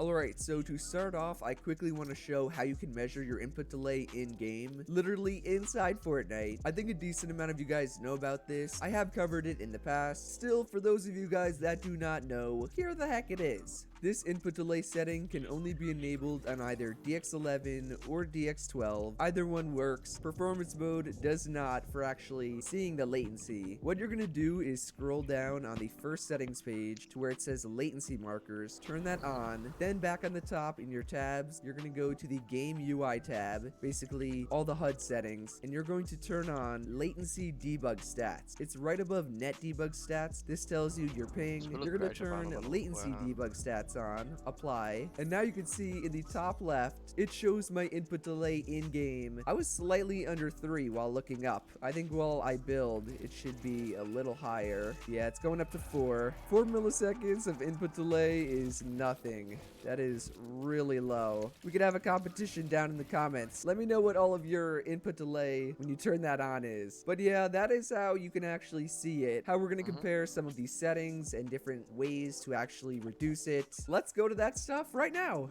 On to the actual tips and topics. We're going to talk about something that Oceantics recently covered, which is that certain in-game skins and cosmetics will actually lower your input delay in-game. This has kind of been a conspiracy theory for like a while. I remember a bunch of people made a huge deal over the Star Wand pickaxe that all the pros use. People were saying it either had no input delay or it swung faster. And then more recently, a bunch of people said the same exact thing about the Catwoman pickaxe. Well, I'm here today to tell you that the skin you wear, the pickaxe you equip, the back bling you have on, and yes, even the gun wrap you use in-game will affect your input delay in FPS. The reason I know this and how I know it will actually make your game feel less or more responsive is all because of a PC tweaker named Paragon. I will link his Twitter down below if he's still not suspended. This dude went out and he tested pretty much every single cosmetic in the game, and what he found was that between 4 to 7, maybe a little more, skins and pickaxes in-game will actually actually improve your performance. Now, I'm not gonna lie, I was a little bit skeptical at first. I felt like there was no way that a single skin or pickaxe could make that big of a difference. Maybe if you had a giant rainbow skin that lit up and had all these different animations, sure, it could be like a 5 to 10 FPS difference. But this Paragon guy had to be capping, right? Right? Nope. A Twitter user named TJules wanted to see if Paragon was correct or not, so he set up his own test using these same exact parameters in creative. He basically chose 2 different outfits. That would mean a different skin, a different back bling, a different pickaxe and gun wrap. He then went into a blank creative world, looked straight at the horizon with an uncapped FPS, and found something really crazy. With a quote-unquote unoptimal outfit, this would be one that Paragon would not recommend you use. I'll show the recommended ones in a minute, by the way. Okay. TJules using his supercomputer got an average of 900 FPS. On the other hand, with an optimal outfit, aka one that Paragon does recommend, he was boosted up to over 1100 FPS. That is a 200 FPS difference solely because of a skin, a gun wrap, and a pickaxe. What? And the craziest part is that the skins weren't even that different. On your screen now is the quote-unquote unoptimal or not recommended skin that TJules used. It was literally the Jewel skin, no back bling, a pickaxe with an eye that opens and closes, and then the bright blue reactive gun wrap that has like a weird swirly animation. All of that stuff made a big enough difference to get him an extra 200 FPS in creative. Could you imagine how big the difference must be on other skin combos, specifically skin combos that you guys are using? Oh, and by the way, I just want to make it clear, you're not going to get the same 200 FPS difference if you're on my console or 150 FPS. No single game change or tweak in the entire world could get you that much FPS at that low value. However, this will still definitely help your game run smoother and feel way more snappier if you cap your FPS like I do. And on top of that, it will drastically reduce your input delay on console, PC, mobile, Switch. It will make your game feel way more responsive on every platform. Just think about it for a second. If I could see and feel a difference on my NASA PC, in which I get an average of like 1000 FPS just like TJules, then wouldn't it make sense for you guys who are on lower end PCs, maybe on console, to feel an even greater effect? You guys on console, I just played on it last week. You guys have no performance mode, no option to change any settings. You don't have an operating system like Windows 10 to make tweaks. I wish you guys did, but the fact of the matter is you don't, and you don't really have a lot of options to get better FPS and lower input delay. Not anymore though. This is one of the best tweaks you could do. Just put on a 0 or low input delay skin that Paragon recommends, and boom, your old gen console that is probably overheating and sounds like a jet engine on your desk, it will finally make your game run smoother and feel way less delayed. As for the actual recommended outfits, we will start with these skins. Any and all of these skins on your screen right now will improve / reduce your input delay in game. You have stuff like the Red Knight, Scarlet Commander, Recon Expert. You also have skins with many different variants like the Mogul Master or the Pit Stop. For those type of skins, any variant will work. And speaking of any variant, the basic idea is that you want a skin that is very simple. You want something where there's no animations going on, no extra textures or floating things like a cape or cloth. Just basic, simple, female or male skins without a lot of stuff going on. It doesn't even have to be one of the few Paragon skins. Just make sure it is simple and basic. For pickaxes, the same concept pretty much applies. You want a pickaxe that has no swinging animation, no extra stuff on it while you just have it out. Some of my favorite pickaxes that Paragon recommended are the Icebreaker, that's the shovel, the Her er nogle af de her. Ja, den der heist tingest. Driver, that's the golf club, the Harley hitter, which is the bat. Most of these sweaty pickaxes that you see pros use, those are good, except for the Star Wand. Yes, you heard that correctly. The Star Wand is not a Paragon recommended pickaxe because it does have a trail animation of like these little stars when you use it. So it feels bad, man. Rest in peace, the Star Wand pickaxe. Second to last one are the backlings. I'm not going to put any on the screen because none of them are recommended for good input delay. Literally, no matter which which one you use, using no back bling will always be better. None of them are gonna get you lower FPS compared to it, so just don't use a back bling. Then the final optimal cosmetics that Paragon recommends for lower input delay, your gun wraps. Yes, they make a difference. I will put them all on the screen. You can see they're very simple, basically 1 or 2 colors at most, and none of them are reactive. Avoid reactive gun wraps at all costs. Those motherfreakas alone will be the demise of your input delay and your FPS. I don't care how cool they look. Take them off and do not use them. Yeah! Simple tip number 2 to reduce your input delay is to enable mobile builds. Wait, that is not a mobile build. What the heck, Jarian? Haha, I tricked you guys. I'm so funny. The reason I'm not on mobile builds is because I want to test just normal performance mode, high meshes. I also want to show you guys how to go and change to mobile builds because you can't do it in game. So this is normal high meshes, you can see. Hvad var det han sagde? Han sagde, okay, jeg kan godt huske, hvad det var, han sagde. Hvorfor laggede mit spil? Der er ikke animation på den her. Slet ikke. Slet ikke. Hvis I ikke forstår den, så sagde jeg det med rytmen, men da det lyst. Ja. I am a funny guy. You know. Den her var en af dem, han har recommended. Ingen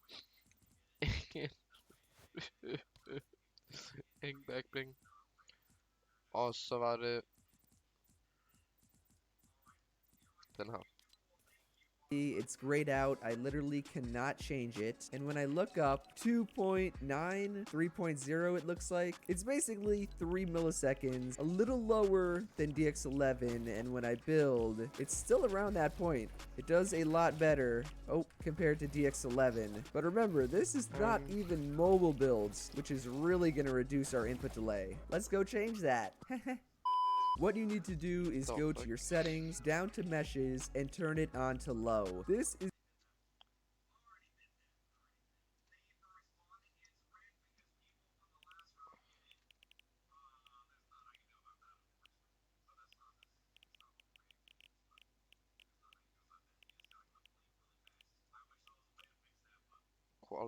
quality presets. Er der ikke... No, det er... Han er på... han er på... Jeg er bare for sej.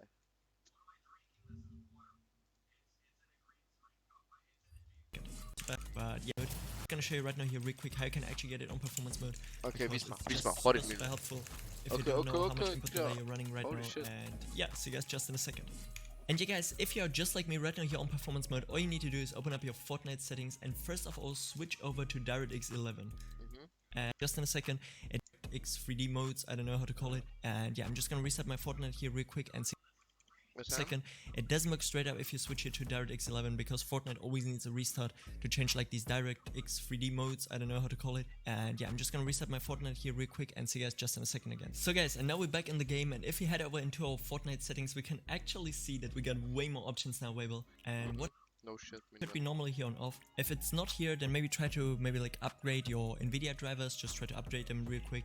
And it should actually appear here, and just make sure it's turned on. And what you can do right now here is just simply swap over again to performance mode. Normally it shouldn't work, but as mentioned, we're just gonna glitch it here real quick. So glitch it. So yeah, this is actually only an option which is available for DirectX 11 and 12, but we can just straight up here Latency. switch over to performance mode again. Just press apply and now restart your game. And yeah, let's just see if it works. And yeah guys, now it's a little bit later. I just played a little bit of arena here, and if we now go into our settings, we can see that we are 100% on the performance alpha mode, and all the extra settings are actually gone here. Like usually it would be around here, I think, where you can like put on this interface here. But if we now go actually in-game or into the battle lab, wherever it is here, yeah, that battle lab, we're just gonna hop in-game and you will see it's still there. And yeah guys, as you can see, we're right now here in-game. We 100% have the performance mode enabled. I mean, just look at the surroundings. It's quite obvious that we are on performance mode. But we still see all the stats on the top left side of our screen, guys, which is just amazing. We can see everything. The game delay, the render delay, drivers, GPU delay, everything. So it worked 100%. And just to clarify again, wait guys, I'm just gonna go here into my settings. as you can see, we are 100% on the alpha performance mode. And yeah, this is the easiest way how you can glitch this, because usually it should be only available on DirectX 11 or 12, I think as well. But yeah, if you do it the same way as I did, you just have to turn it on and then swap over to the alpha performance mode. You can actually enable it. Is going to enable mobile builds. It's also going to make your character a little more grainy. Your graphics won't be as nice, but I'm telling you, you're going to see a huge difference in your actual input delay. I swear, I was seeing 1.9. Bro, it's going down. What you need to do is go to your settings, down to meshes, and turn it on to low. This is going to enable mobile builds. It's also going to make your character a little more grainy. Your graphics won't be as nice, but I'm telling you, you're going to see a huge difference in your actual input delay. I swear, I was seeing 1.9. Bro, it's going down to 1.9. What? 2 milliseconds flat. So and turn it on to low. This is going to enable mobile builds. It's also going to make your character a little more grainy. Your graphics won't be as nice, but I'm telling you, you're going to see a huge difference in your actual input delay. I swear, I was seeing 1.9. Bro, it's going down to 1.9. What? 2 milliseconds flat. So it dropped an entire 1 millisecond just from going to mobile builds. And then when I build, it's around 2.5, 3. It dropped a full millisecond just from the low meshes. Det var ikke en exploit, det var en glitch, han har ret. Hvorfor fuck har jeg render på fucking 7 millisekunder?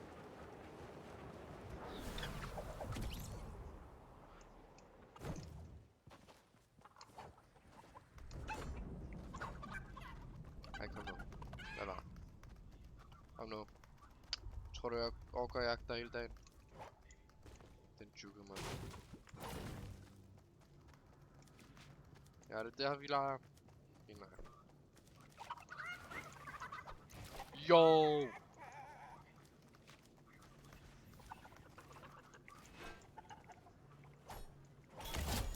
Pickaxe. Won't even say mobile builds because I didn't have any builds out. It's just the low meshes in general. And I guess that's what I should call it, because that is technically the actual setting. I mean, look at the block. There's just random grass in it. I don't know why, but that is how mobile builds be doing us. Now, me myself, I will never switch to mobile builds just because I'm a content creator and they look like butt cheeks. They feel so good, but just look at these things. There's no way anyone wants to watch that. Let's say I was not a content creator though. Let's say I was trying to be a pro, then honestly I would give it a shot. I know a ton of pros. Reet uses them. Reet, by the way, just won 2 different solo cash cups in one day while using mobile builds. Then there's also Muzz who uses it, Lechy who uses them, Coop just switched to them and he placed in a solo cash cup. He even tweeted that mobile builds are broken and that you need to switch to them or else you're dumb. I would not say you're dumb if you don't use mobile builds, or low meshes rather. I would say if you don't have a great PC and you feel a lot of input delay, definitely try them out. They make your game feel like butter. And honestly, I do feel like you can get used to the lower visibility. It's pretty jarring at first, like you cannot see through this wood. Don't even get me started on metal or brick. Brick is probably the worst when it's fully built in terms of visibility. You're going to be running through an endgame and have to like memorize which builds are yours. That is the one big trade-off of mobile builds and low meshes. So yeah, like I said, if you experience a ton of input delay, try out mobile builds. I guarantee it will cut that in half. I have a NASA PC and it lowered my crap basically in half, from 3 milliseconds to less than 2. That is ridiculous. Moving on.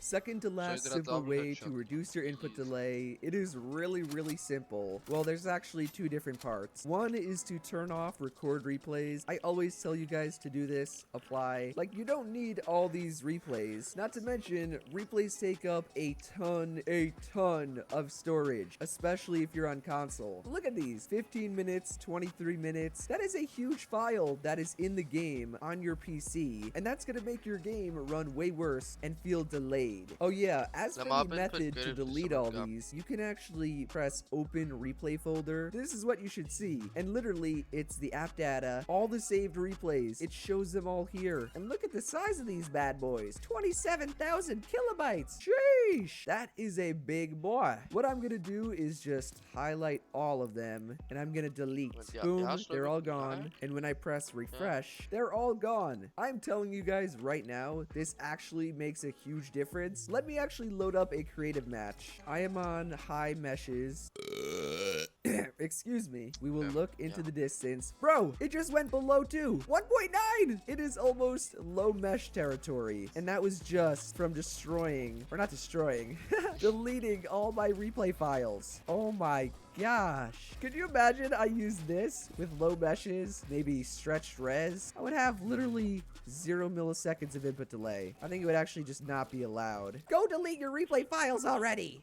Jeg har lige Final gjort det, trick is another two-parter. Not really a trick, but what you should do, go into the bottom and type up startup apps. Open that up in Windows, and you should see all the applications that are going to start up by default. I've covered this so many times, but people don't realize how much of an impact this makes on your input delay and your FPS as you play. You should pretty much have all of these turned off outside maybe Epic Games. You do not want any of these running in the background and using up all your processes.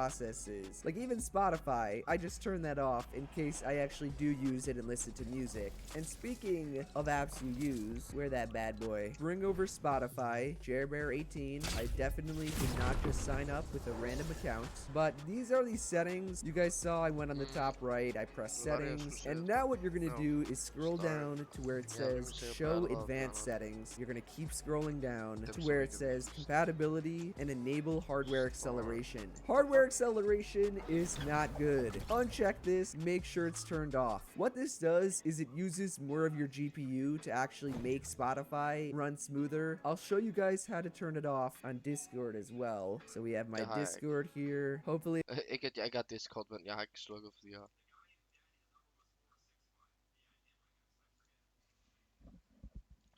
Umuligt, det skal det der som det fuck var det der.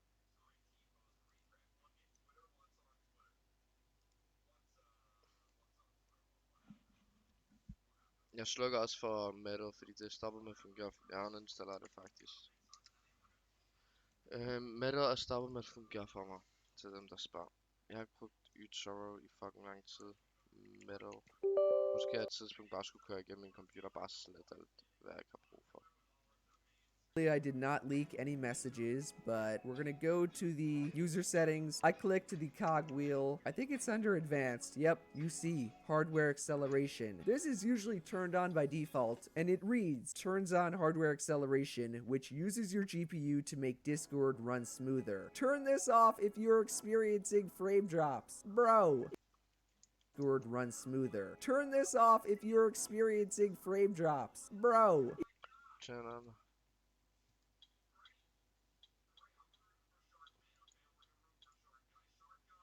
Okay. What? Hey! Hvad klikker jeg til? Performance mode på Discord, ah? Så har vi performance mode på Discord. Let's go. Advanced. Der har jeg heller ikke brug for advanced. You do not want that checked. You should get a pop-up. It's gonna say changing hardware acceleration will quit and relaunch. Okay, we do not care. We just want that off. That is gonna heavily affect your input delay in-game, even though you're not using it and it's running in the background. Or well, you are using it, but you guys know what I mean. You do not want any of these things in the background. I'm gonna pull up my task manager. If you are, you're gonna see all these values really high. And if it is, make sure to turn off whatever the heck you're running. I'm using OBS to record and it's only 1%. That is good. But yeah, that is basically what you need to know. Turn off everything as you play. Turn off hardware acceleration. Get lower input delay. Overall, guys, those are numerous ways to reduce your input delay on both console and PC. It will work. So if you Right, guys so enjoyed the I got video some or you stuff. learned something new, do be sure to drop a like, subscribe to the channel Yeah, somewhere that down looks- here, and to turn on my post notifications. Oh. Shout out to everyone on the screen for using code Jarian. so I appreciate each and every one of you so much. Let me know what type of videos you guys want to see. Like I Yeah. always say, I'm open to doing anything. Let me know. Otherwise, that is it from me, and I will see you guys in the next one. Later.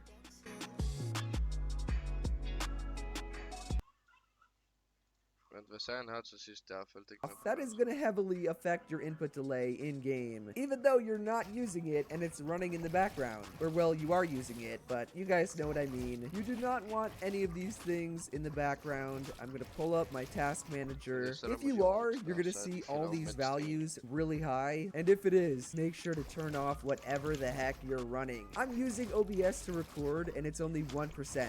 That is good. But yeah, that is basically what you need to know. Turn off everything as you play. Turn off hardware acceleration. Get lower input delay. Overall, guys, those are numerous ways. Your replay files already. Seconds of input delay. Han er på 3.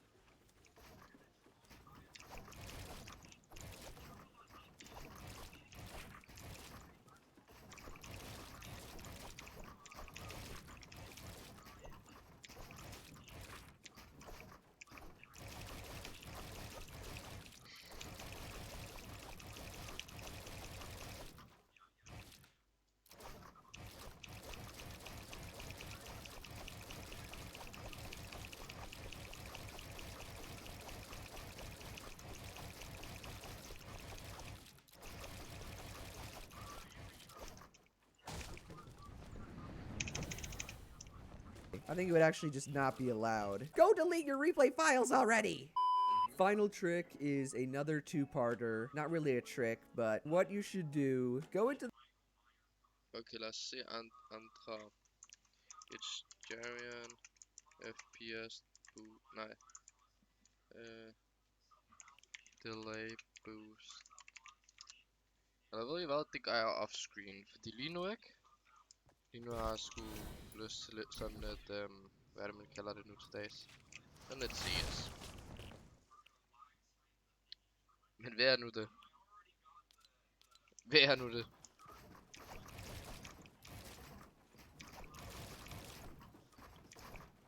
Men hvorfor er den oppe på 9 nu?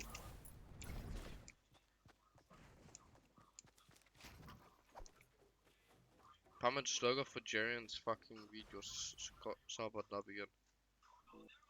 Hvor meget var det, han appreciate skrev each på? and every both console and PC. It will work. Turn off hardware based OBS. I'm gonna bring it in game, which to the cog wheel. I think it's under advanced. Yep, you see hardware acceleration. This is usually turned on. Not good. And enable hardware setting acceleration. I'm gonna keep scrolling down.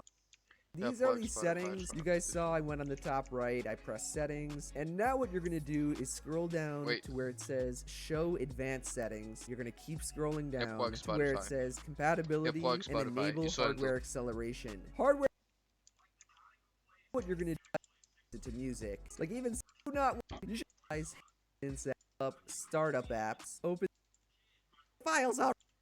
0 milliseconds of input delay. I think it would actually just not be allowed. Go delete your replay files already!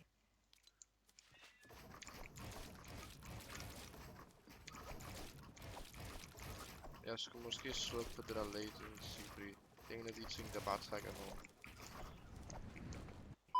Final trick is another. Hey guys, so for this. Så tak. Vent, han har mange flere, end jeg lige troede. Åh nej. Season 8 guide. Hey Let's guys, so go for this FPS video, boost I'm going to factors. cover all the best settings you need to use in Fortnite Chapter 2 Season 8. There's actually been a few new graphic settings that were added this season. Most of you guys probably don't know about them because Epic does not release patch notes, but it's okay, that's what I'm here for. The settings I'm going to show today will include all the best brightness and colorblind modes, the most optimal rendering mode for the best FPS, as well as all the new graphic settings that Epic secretly put in. These are basically the settings that every single pro uses, so you know for a fact that they work, and I'll explain to you why on top of that. So I hope you're all excited. Timestamps should be integrated into the video as always. Without further ado though, or wait, actually, I want to let you guys know that I just started streaming on Twitch again. I plan to stream on the same days that I upload a video at No self where I promo. upload on. The streams are Joker. really fun. And now, finally, for real this time, let's get right on into it. Alright, so I am in game, but we care about the settings. We're gonna cover all of them. That is just what we do. We're gonna start with the two, or I guess kind of three new settings. Textures, auto-download high-resolution textures, and then high-resolution texture reminders. Textures obviously is not new, but if you look, it says high-quality textures are not installed. This little blurb has never been there, and I guess it's because they have these two new settings. Auto-download high-resolution textures. All it does is it literally enables Fortnite to automatically download high-resolution textures. It's pretty self-explanatory. Now, what's really important here is the note, and it says slower internet connections or devices with limited hard drive space may experience performance issues when the game is downloading high-resolution textures. Turning this feature off may help improve performance and save disk space. Can you guys guess what we're gonna do with this option? We are going to turn it off. We do not want this on because obviously it's gonna be downloading something in the background as you play, which is not good for your ping. And then on top of that, you're losing hard drive space for really nothing. On the screen, I'm gonna put a really cool comparison video that a guy did. I forget his name, but I'll link his YouTube down below. He essentially compared performance mode with high resolution textures on versus high resolution textures off, not downloaded versus downloaded. And as you can see, the games really do not look that different. Any sort of lighting difference is because he did it at different times in the actual Fortnite day. So like, they look the exact same. The FPS is pretty much the same. High resolution textures off is a little bit higher. It's also more stable, but like, there's really no reason to have them because they are 20 gigabytes, and that is a ton of storage. I'm actually gonna go to the Epic Games launcher in a second, but as far as high resolution texture reminders go, that is the other new setting. Turn this thing off. I guess the reminder only appears when you have enough hard drive space and the automatic downloads are off. Like, if you had this on, you would not get reminders, but if you have it off and then you have this on, you would get reminders to turn the download high resolution textures back on. Like, bro, we don't want any of that. And like I said, I was gonna show the Epic Games launcher. So if you go over to your library, you can see Fortnite. Let me know how much time played you guys have. I have 140 days. I'm a loser. But on the right, there are 3 dots. Oh, and by the way, if yours does not look like this, it probably looks like this, but it's the same thing. Just press the 3 little dots. I can change how it looks over here. Press the 3 little dots, go to options, and then you can see what you kind of have downloaded and installed already. Fortnite Save the World, which I guess I can just not have. But under that is high resolution textures, and you can see it is 20 gigabytes of storage. That is a lot for something that, like I showed before, will get you less FPS, make your game way less stable, really does not have anything important. And the way you can tell whether or not you actually have it installed already is if you click it, you can see the download size is 19 gigabytes. So if I applied this, it would start downloading it, but because I do not have it, when it's unchecked, there's no download size. But Jarian, what if I have it checked and the download size is 0? That means you have high resolution textures, little Timmy. And what you're gonna do is you're going to uncheck it, just press apply. It is going to take them out of your game, basically uninstall them. You're not uninstalling Fortnite, don't worry. You're still gonna have Fortnite Core, Save the World. Let me actually do this for science. So apply, initializing. I just uninstalled Save the World. Can we get a rest in peace in the comments down below?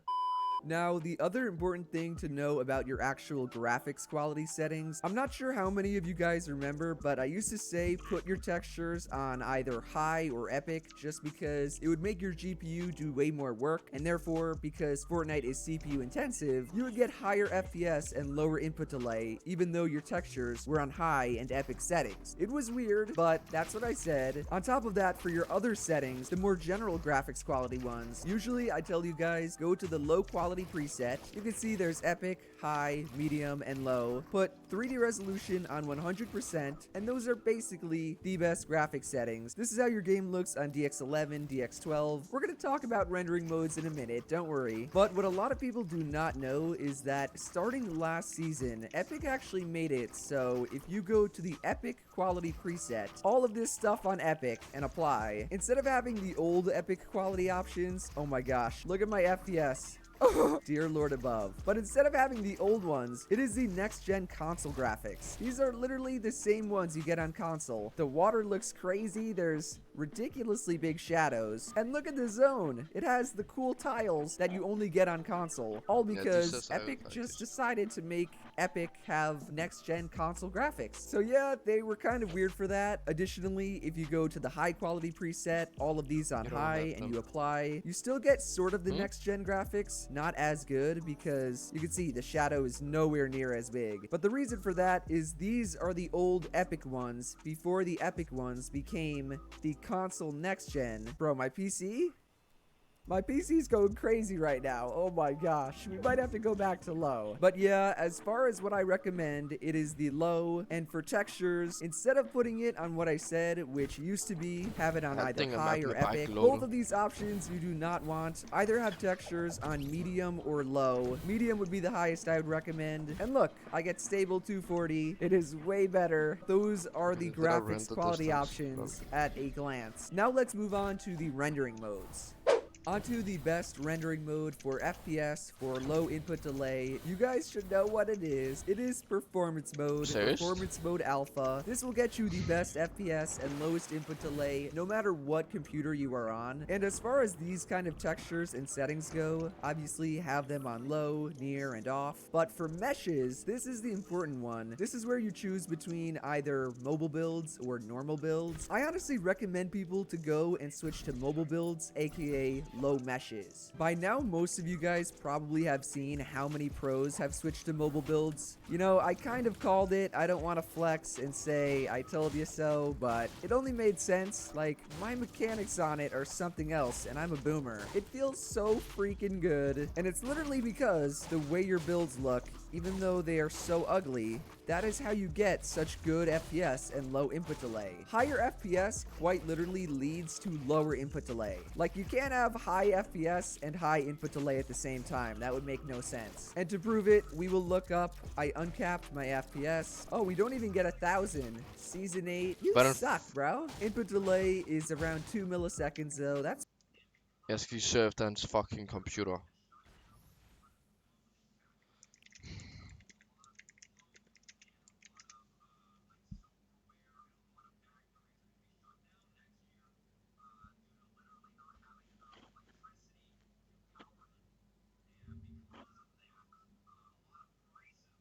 Intel 9. Grafikkort. Jeg kan ikke finde hans grafikkort. Nå der. RTX 3090. Bruh.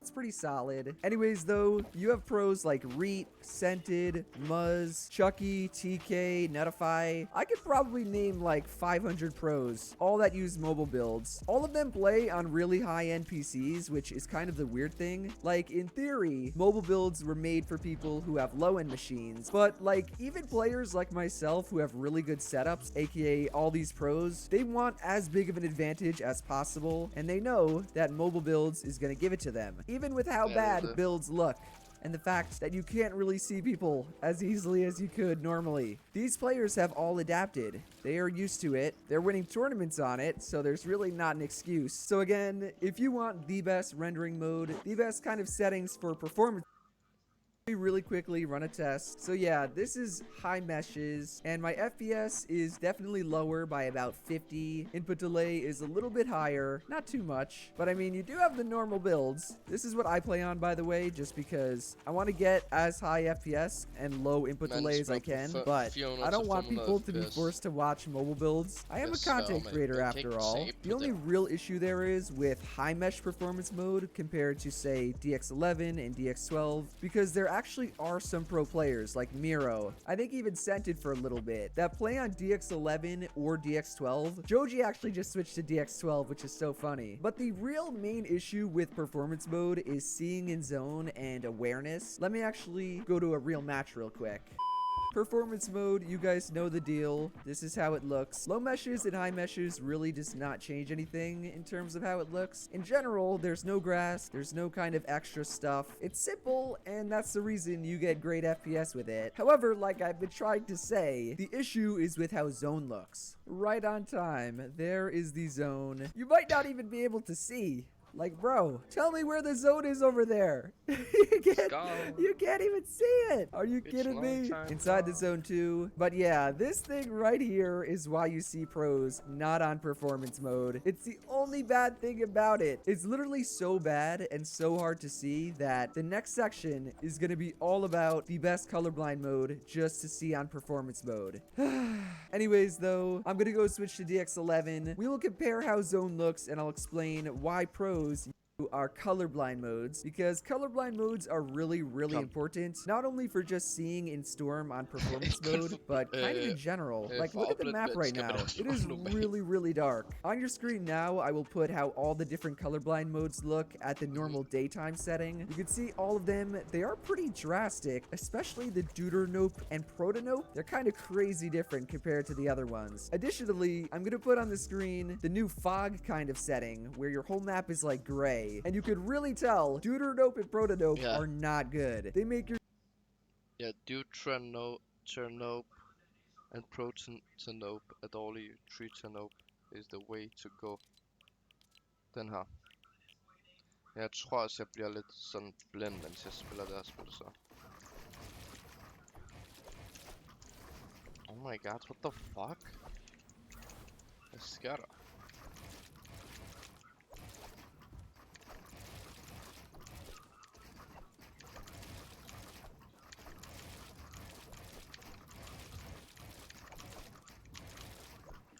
Ja, man er ved at blive blind på det her. Jeg tror jeg skruer ned for min brightness så.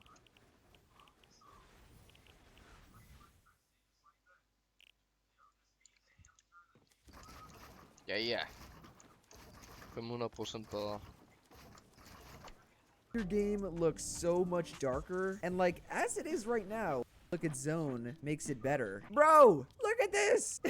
No, hell no. Nope. The two I recommend, like I said, are no colorblind mode and Tritanope. More specifically, Tritanope 5 is what a ton of pros, including Tayson, use. This is kind of the nighttime, and the blue is way brighter, the green is darker, but that just makes the zone contrast from it. I think Tayson actually might use 90% brightness. Yeah, I mean, it doesn't make a huge difference. Use whatever you want between 90 and 100 for Tritanope 5. I think it looks pretty fire. I used this all of last season, but what I've been using this season is not actually a colorblind mode. So turn colorblind mode off. This is the other option I recommend. Go down to around 85% brightness. Looks pretty solid as it is, right? But there's one more step. How this works, basically, you're gonna right click on your desktop, go to NVIDIA control panel. On the top left where it says display, you're gonna click adjust desktop color settings. Hold on, I cannot die to zone. We're playing not full screen Fortnite. What I'm gonna do is turn digital vibrance all the way up to 65%. So you see digital vibrance, adjust desktop color settings. Make sure you're on your main Fortnite monitor. Hit apply. Oh, please don't die to zone. No! Okay, I'm back in. Look at this in the daytime, on the grass. Come on now. You might be able to go down to 75%. Oh, okay. Yeah. Between 75 and 85% brightness, no colorblind mode, and 65% digital vibrance. That is a lot of them. The only really ones I did not cover, I mean, I guess the ones at the top, but you should always be playing full screen. Resolution, you can play stretched. Native works as well, 1920 by 1080. On the screen, I will put my video for stretched res. Go watch it. It's the best way to get the lowest input delay stretched res. Frame rate limit, of course, just put it one above that. All there really is I guess VSync and motion blur. Turn them both off. Show FPS, turn on. These settings you will not have if you're on performance mode. I'm on DX11 just because I want to show them, and if you guys want to know the best ones, some of you are going to play on DX11 and DX12, and I know that. You know, I'm trying to help you out. For allow multi-threaded rendering, usually you want to have it on. If you have a bad PC, turn it off, but at the same time, if you have a bad PC, don't use DirectX 11. Use GPU crash debugging, turn off. Latency markers, that is how you can see your input delay in-game. You can also go over to your HUD options and turn latency debug stats on, but I usually turn it off because it's kind of annoying and I think it does affect your frames. NVIDIA Reflex low latency, put on plus boost. Latency flash, turn off. DLSS, you can turn on. I've heard that performance is decent. Again, use performance mode. You don't need to see these settings. And yeah, those are basically the best settings for Fortnite Chapter 2 Season 8. Hopefully that helped you out. Overall, guys, those are the best settings in Fortnite Chapter 2 Season 8. So if you guys enjoyed the video or you learned something new, do be sure to drop a like, subscribe to the channel somewhere down here, and to turn on my post notifications. Shout out to everyone in the screen for using code Jarian. I appreciate each and every one of you so much. Like I've been saying, if you used my code for the Battle Pass, please let me know. I'm trying to shout out everyone who did. Otherwise, that is it for me, and I will see you guys in the next one. Later.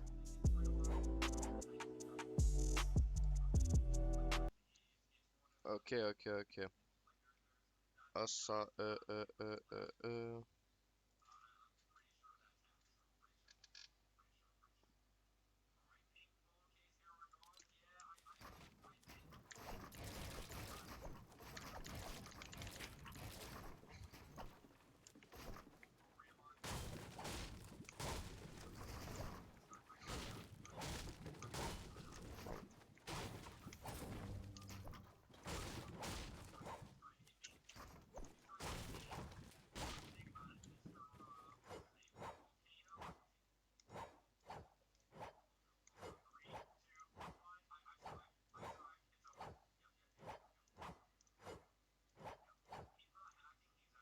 Kan I se det der? Det er så fucking irriterende. Fordi nogle gange, når man bevæger sig, som I kan se, så tæller det. Sådan.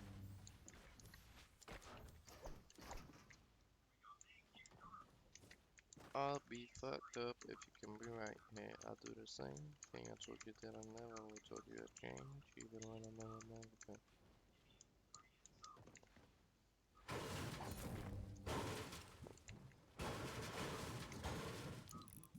Jeg teknisk set ikke bare gøre sådan her.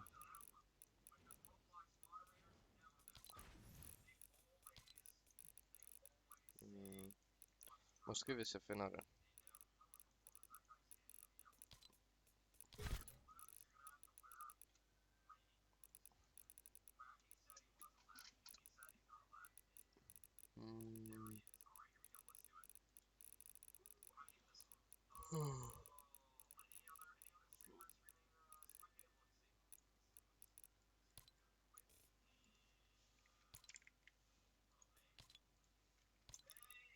There a spawner that can create different visual effects. Decide now.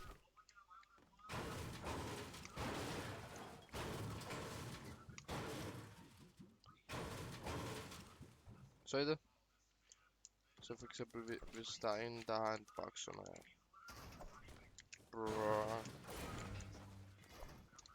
Hvis der er en, der har en boks sådan her.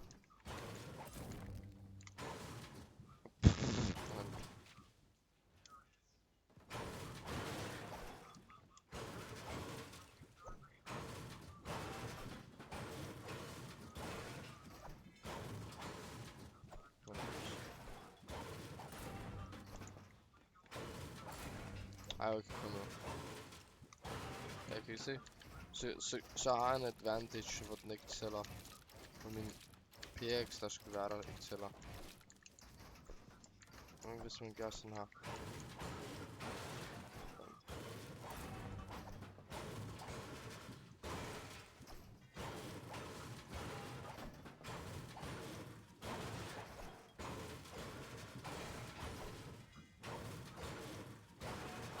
Ja, så tager det også... Det tager hele vejen lige så snart man kommer tilbage, og så kan man stå igen. Hvor er det noget? Jeg sidder ikke engang ordentligt, mens jeg gør det her.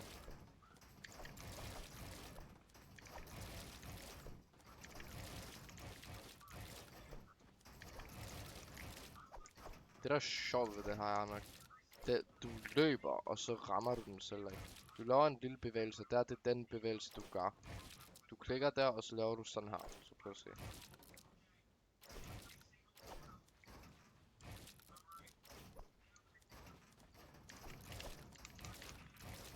Og forresten, hvis I kommer til at lave den her fejl, jeg kan faktisk lige på det. Og så misser I, eller ligesom, hvor den ikke rammer under. Så er det fordi, I gør det for langsomt.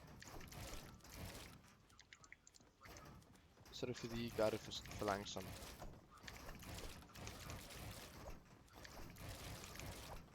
Kan I se, jeg står rimelig langt væk. Jeg står her, der jeg klikker. Da jeg startede, så stod jeg helt op ad kanten. Jeg tror faktisk ikke engang, at jeg stod op ad kanten. Jeg tror, jeg stod her. Og så var det sådan, nope, du er for langt væk. What the fuck? Nå, okay. Nej. Okay, men ja, min input delay er noget, jeg fikser i morgen, fordi jeg streamer lige færdigt. Det er respektløst at være så sej som mig. Så lad os op på CS. CS is the GOAT.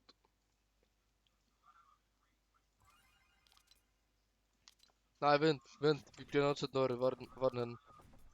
Du kan ikke bare klikke på den. Nej. De prøver at skamme mig. Let's go. Okay. Ja, det var det. Escape from monster. Your mama's a monster. What you talking about? She's scary as hell. Okay. Epic Steam. Forresten, i morgen, højst sandsynligt i morgen, så kommer det til at være packing. Jeg unlocker en skin fra Go Cases.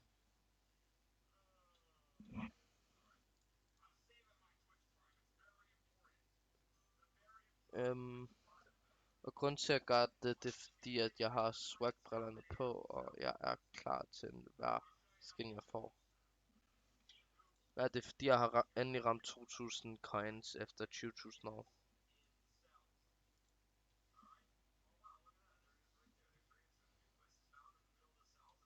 Han sad og spillede i dag og fik noget i dag, hvad taler jeg om?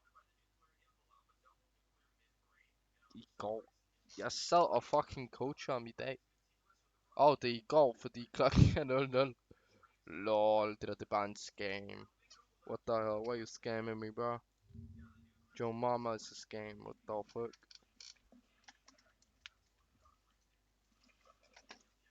Hvad går du på? Jeg går om på din far. Forstår du nu ret?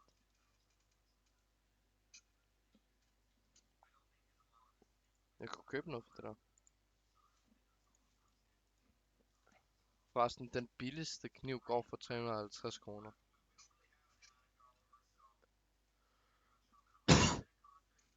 Jeg ønsker at deltage. Klik her. Yes. Hvem er du? Det foretrækker jeg ikke at svare. Forstår I? I ved faktisk ikke, om jeg er en dreng eller en pige. Jeg er en robot. Jeg kan ikke sige transseksuel, fordi det er dybt løgn. Men jeg er en robot. I kan selv spørge mor, hvad jeg er. Han svarer nok bøs. Men ja, det er vores svar. Hvis i hvert fald hvis I spørger ham, hvad er Nico, så svarer han bøsse. Det er noget man bare gør. Så ligesom i stedet for så prøve at spørge ham, hvilken køn er jeg? Så forstår han meget bedre. Medmindre han tror at køn er seksualitet. Lad os håbe han ikke gør. Hvad laver han over? Han skulle til en museum i dag. Jeg så og skrev med en af hans venner. En af mine venner. Men han var med ham, det er derfor jeg siger en af hans venner. En af mine venner. Jeg skrev med en af mine venner, der var derovre. Ja. Jeg har fået at vide, at jeg er en meget underholdende person. Det tror jeg ikke på. Jeg føler, det er en gigantisk stor cap. Det er cap. Jeg er sgu ikke sjov. Jeg er ikke underholdende. Hvad der er underholdende ved mig? Jeg vil gerne være underholdende. Jeg håber ikke voice chatter på.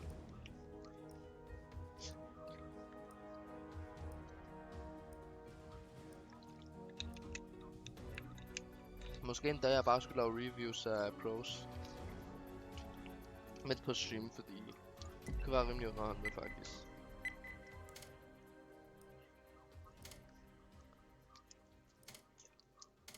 Jeg har valgt en lang kamp, men sådan sørger vi for, at det kommer til at være nok til, at jeg kan gå i seng lige efter den.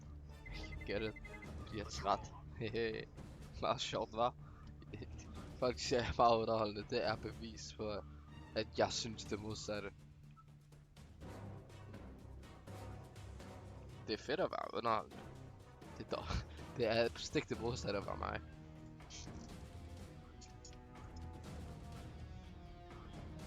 Det er underholdende at være skide elendig til alt, hvad du gør. Det er endnu mere underholdende at sidde og træne folk til CS.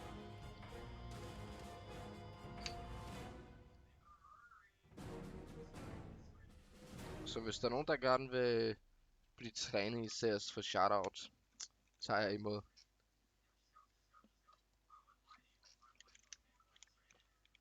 Normalt er jeg en person, der er meget mod shoutouts.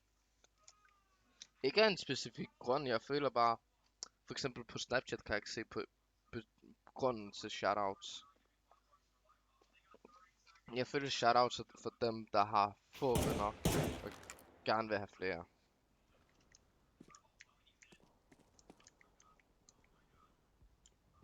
Yo! Suck it, green boy. Yo! Yo! Get out of my game. Yo mama. Greta fungera. Umera sirre. Uff. Gotcha, bitch.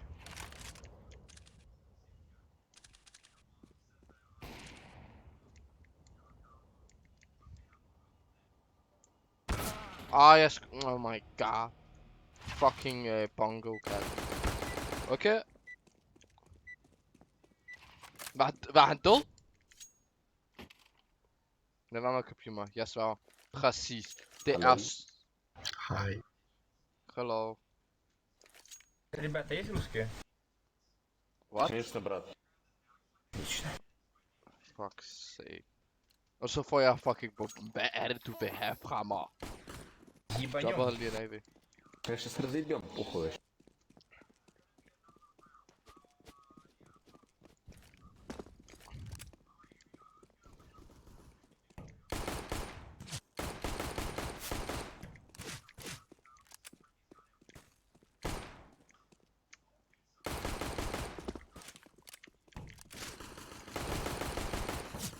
Yo, what the fuck? Hvordan fik jeg ikke assist?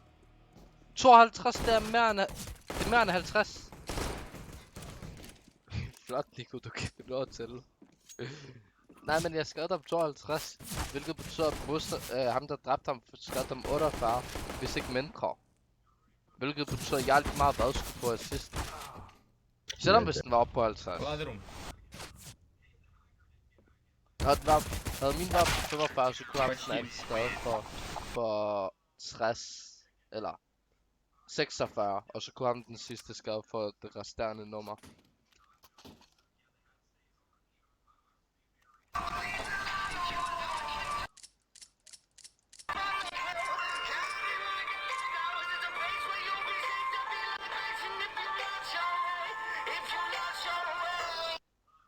Jeg har ikke brug for DJ's.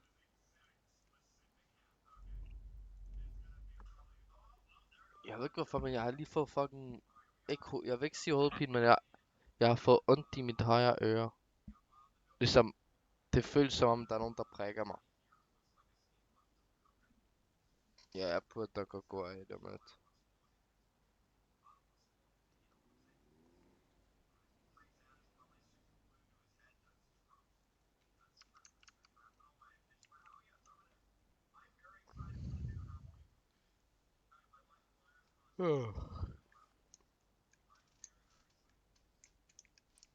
Hvordan navngiver man overhovedet sådan et våben?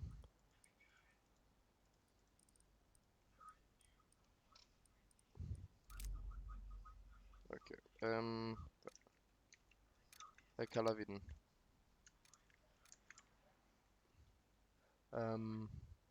Ikke demolition. Det skal være vores AV. Den her skal hedde demonstration.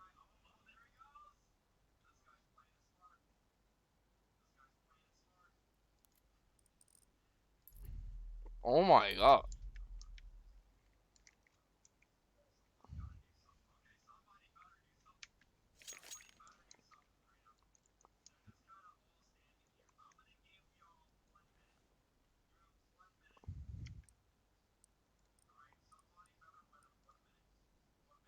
Du kan ikke give op for en holdkammerat alligevel. Hvad mener du på din far, han alligevel? Giv op. Før en holdkammerat forlader kampen. Er han fucking ikke forladt kampen? Er det har jeg brug for fucking trippelbriller på for at se det?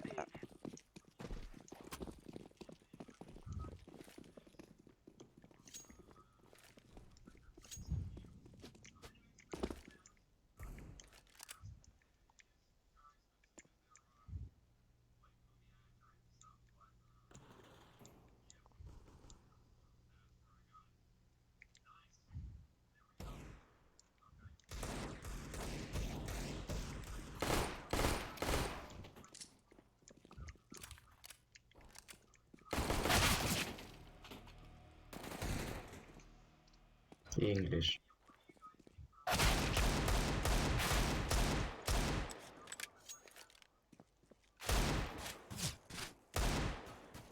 Han kan også, de sagde, at han har 400. Jeg svarer promoter ham, så også en helt bytter.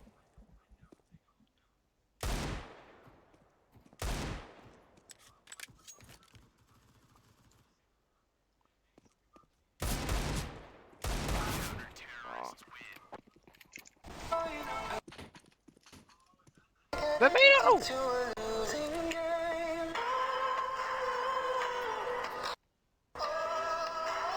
Can I please kill him? Еще раз. What?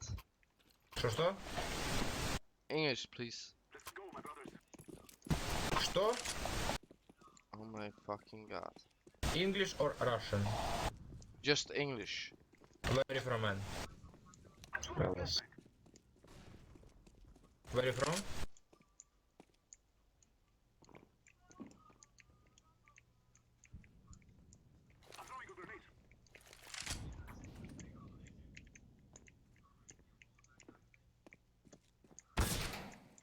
One bench.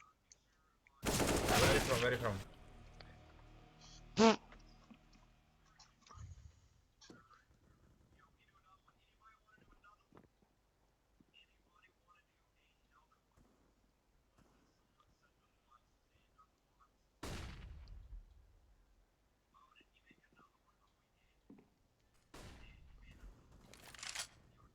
Like, kig på den positive side, og det mindste løb jeg ikke ind og døde med bomben derovre. Jeg så han kaster det op på en køkkenting.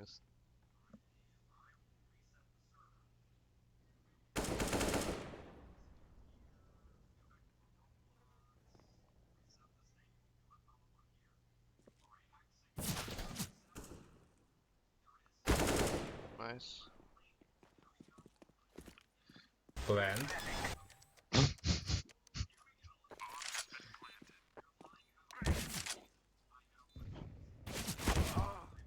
Ups. Okay. Hvordan vandt vi den her? Vi lå begge to.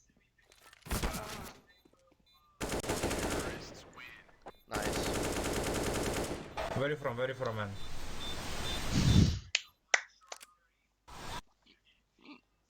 Where you from?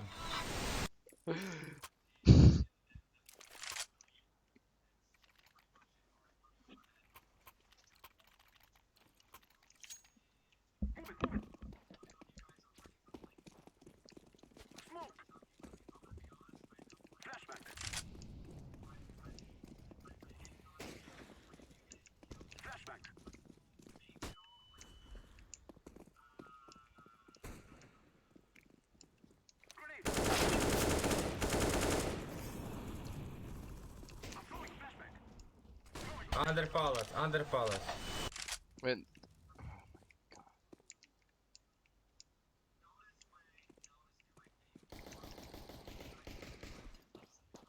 What the fuck, yellow, блядь? City, ой. City. Ramp.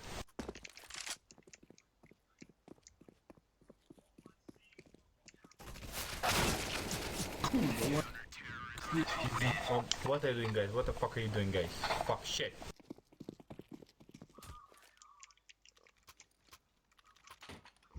ÖSV tilsluttede sig for 3 Ебать, ты runder. успел, нахуй. Как, что случилось, блядь? Блять, бабки только что закончились на интернете. Охуеть. Повезло. Я Осталась сам 1 охуел. минута, нахуй, до бана. Ну, я сам охуел, повезло. Все, сорян, пацаны.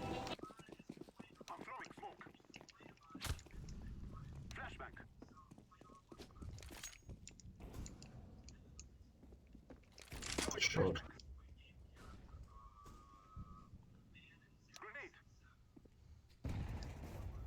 Jeg tror, han har hørt mig på short. Черт.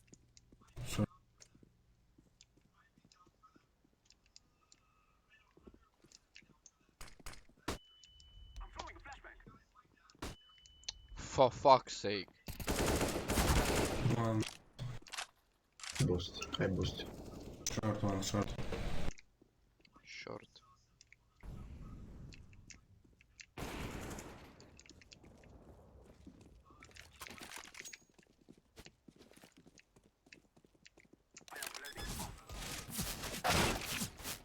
Черт. Я ебал. Behind. Det er det ikke Как engang так short. получилось? Бля, ребята, ну разговаривайте на русском. нахуй.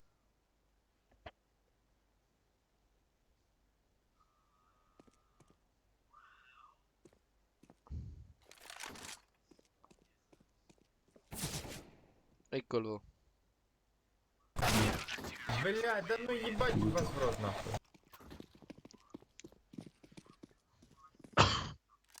Ja, jeg har det fucking varmt. Jeg tror, jeg er blevet syg. Not even kidding. Дроп, а ну Дроп. Yellow, блядь, ебать, а ну нахуй 2К. Тупо бабки проебал. Yellow. Yellow, окей, респаун. Видно, нахуй ты купил 2К.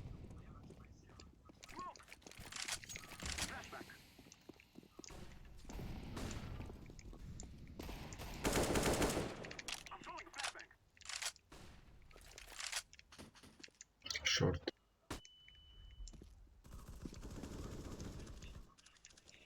Ёбаное чмо нахуй. Vi to, der er ingen point til at drop den. На А есть. Ну, понятно, есть, нахуй я перегну. Jeg ved bare, han sagde A første gang. Knock, window.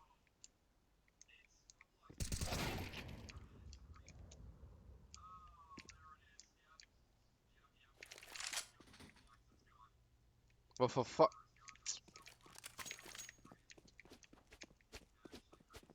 Jeg skal nok kunne tabe dem.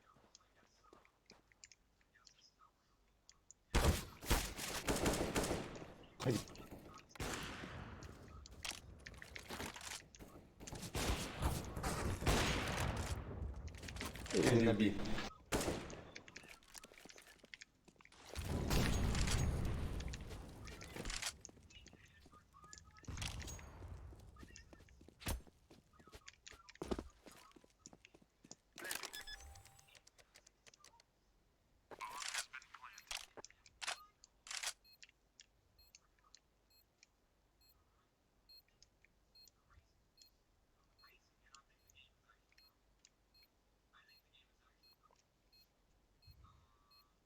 Sikkert CT.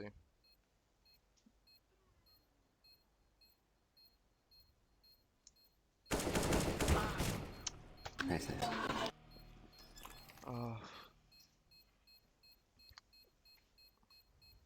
Meget håb i han.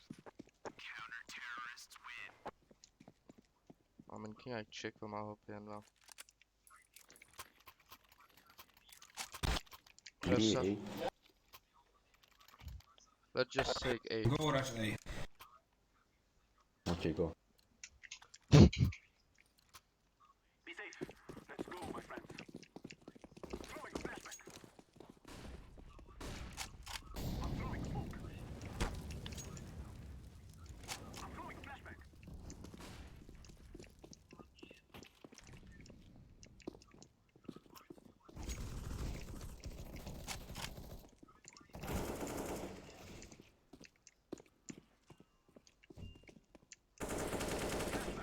Shotgun. Oh fuck.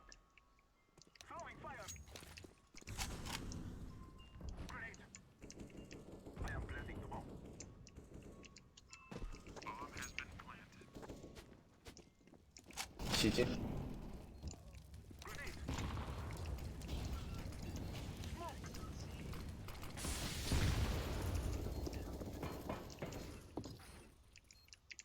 Shit. One stairs.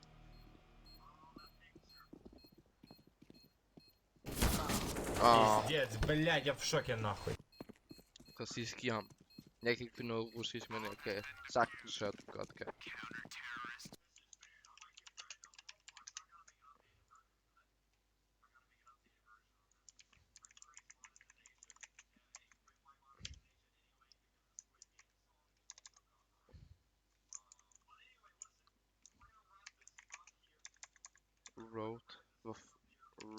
Road to global.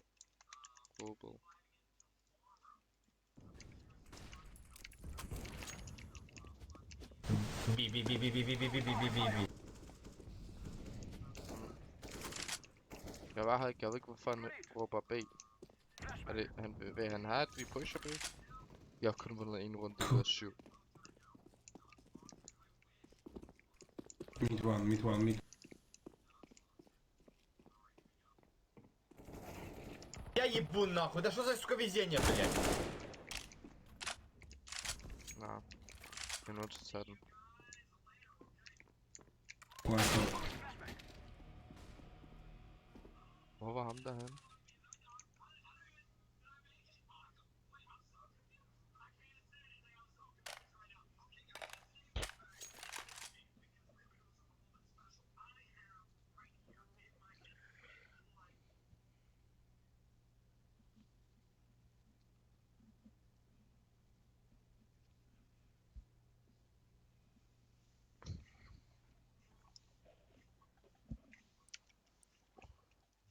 What is easier on Mirage?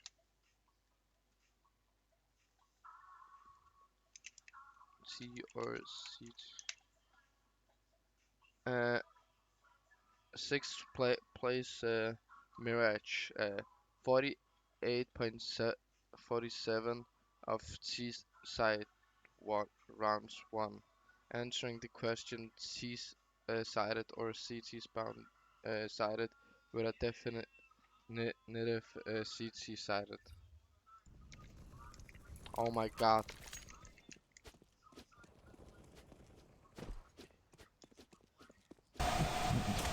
Behind, блядь, go B, fuck, go B.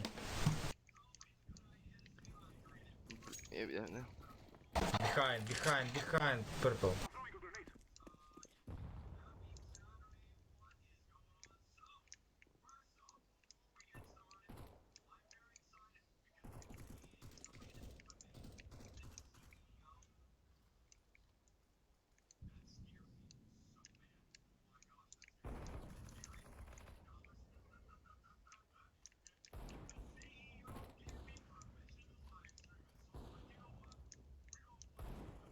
Den fucking sniper. Under. an equal fight. One under.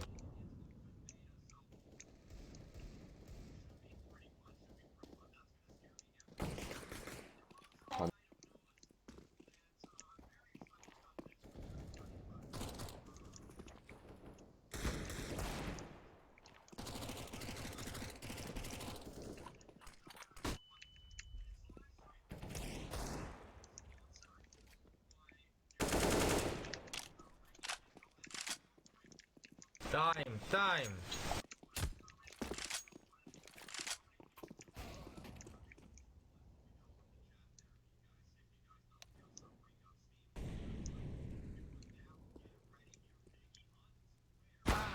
Fucking knew that.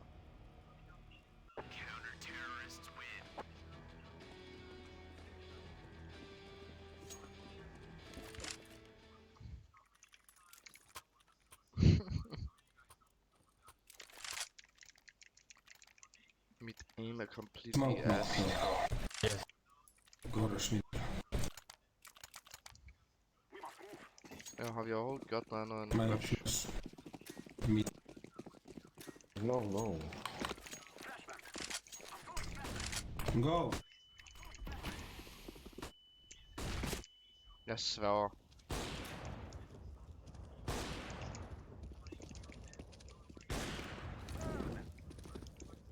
That's right. Short one. Пиздец, ебать. Я не буду, все идите нахуй, я не буду играть так. Hvor blev jeg skudt fra?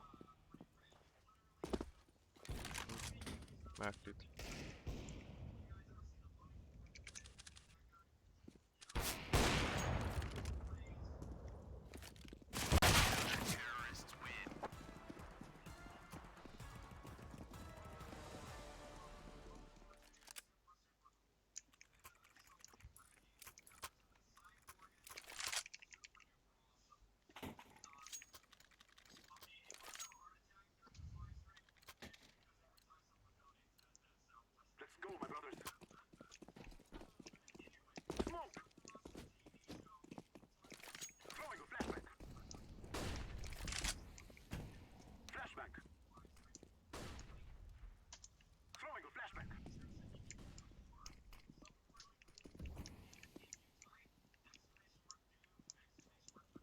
Hvorfor har jeg fucking bomben?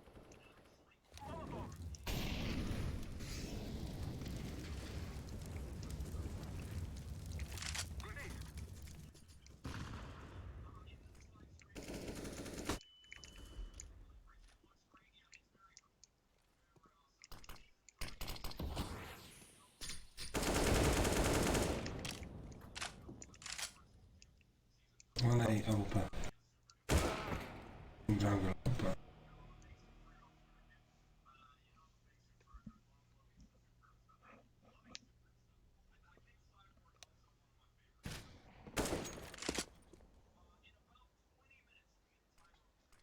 Open.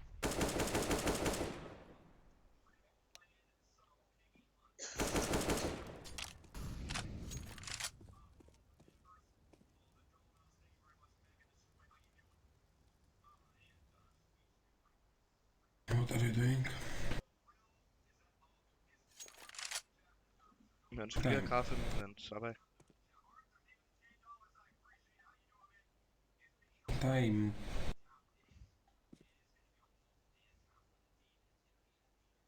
Han går for kilo. Bruh. Han vendte om til bomben. Jeg tror ikke, han har nået den. Don't time. AWP.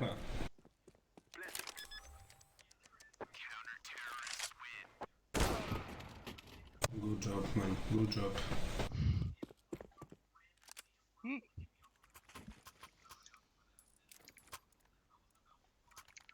Oh my god, jeg skal bare lade være med at købe lige pludselig bare random ting.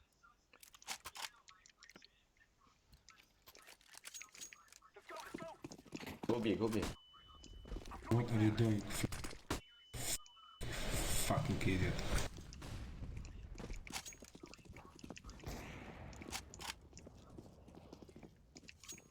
Jeg pusher B med Dion.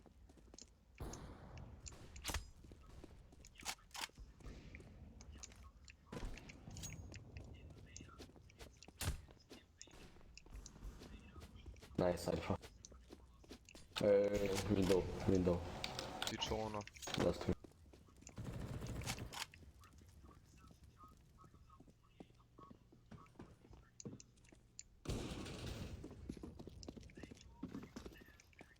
Oh my god, guys.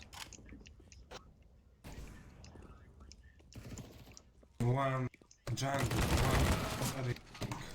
What are you doing, look jungle? Blue, you fucking idiot. Fucking idiot.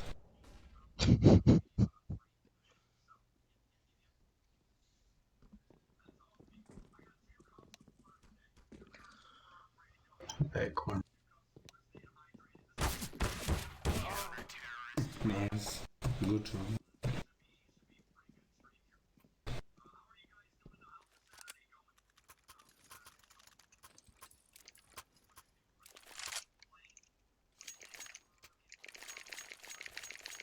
Nå, jeg har skiftet mit billede. Jeg ved ikke, om jeg har vist det. Det har jeg. Det skete på stream. Go B. I solo. Oh my god. Bro, are you gay? Shut up. Fucking kid. Didn't talk to you, you bitch ass. Boy, you shoot me, bitch. Yeah, I talked to him. Fuck your mother.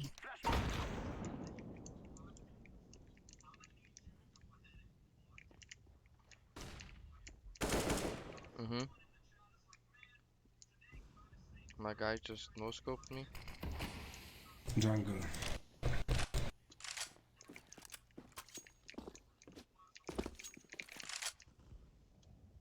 Sit. City go. Window.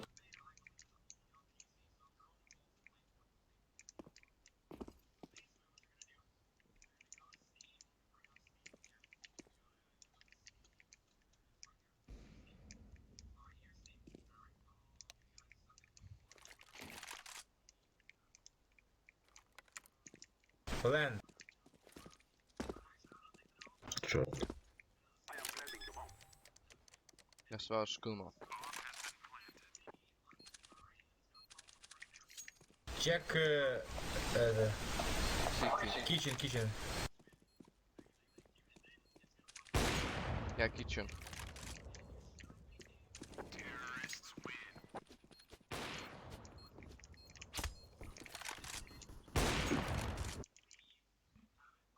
Can I drop me?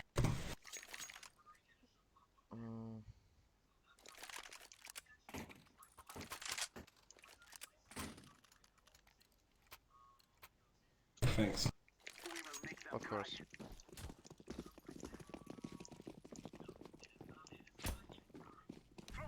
Så længe jeg ikke bliver skudt af ham, så er det tilfreds. Fordi jeg har højst sandsynligt tabt. AWP. Connect AWP. Kurwa. Right, connect.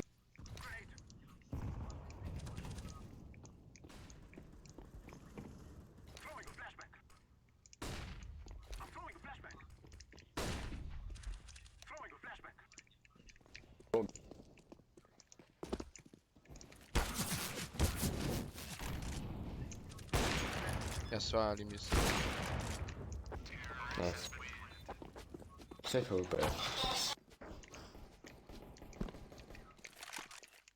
Can I drop me AWP?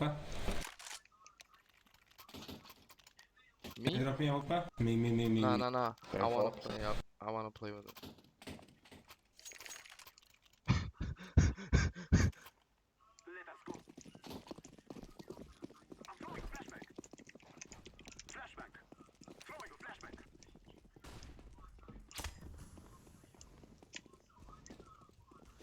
One under.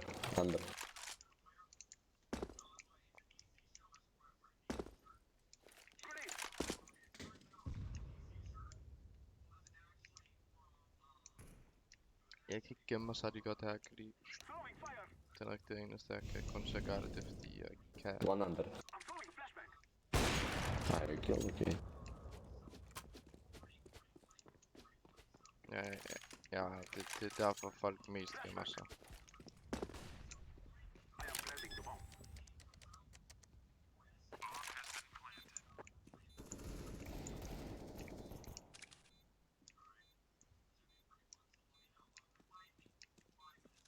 Где?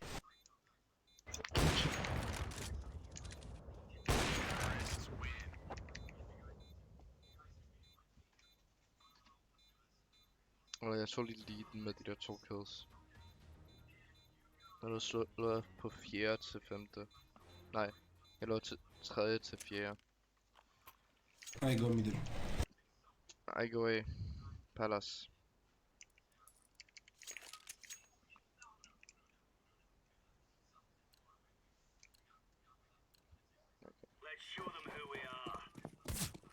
To B, go to B. I'm taking Palace. Куда идти? Я Б.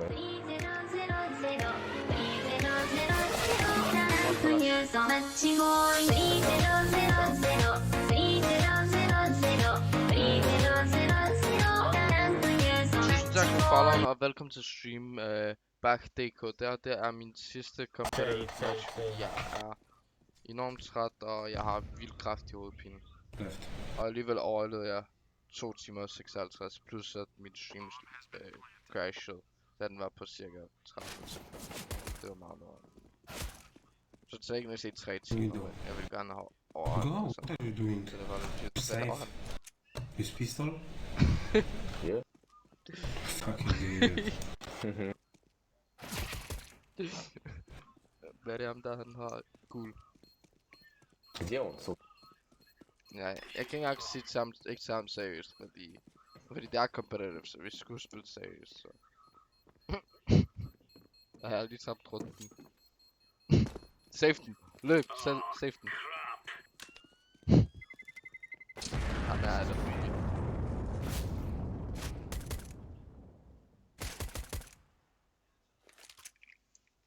I det mindste fik jeg den der kill.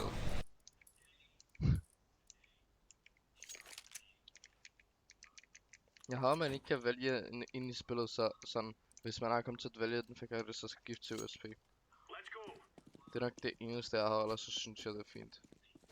Men det kunne være fedt, hvis man kunne sælge ting, lidt ligesom i Valor. Fuck. Lidt ligesom i Valor. Hvis man kommer til at købe noget, for eksempel armor. Mid.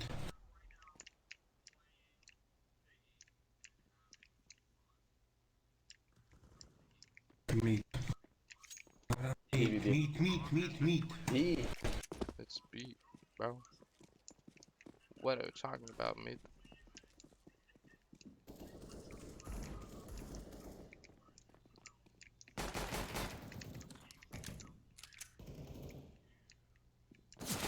Oh, fuck.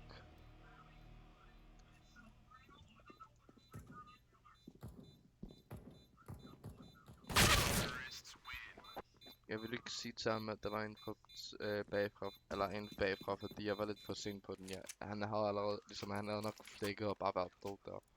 I go mid. I go B. Short. Go I mid. go Palace. Go mid, Sagt man. Discord. På nuværende tid har jeg ikke ligefrem en Discord server, jeg har valgt der, jeg hoster sådan forfølger endnu. Jeg ved ikke om jeg skal gøre det, og jeg overvejer det. Det er fordi jeg har en anden Discord server, som jeg bruger mere til sådan venner og sådan noget, og det er den jeg også sådan på, hvis jeg streamer. Så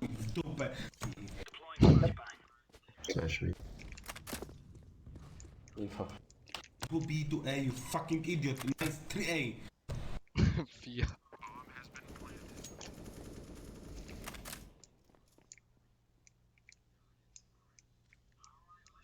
Til den der fight. Jeg skal nok gå op foran, bare ikke skyde mig.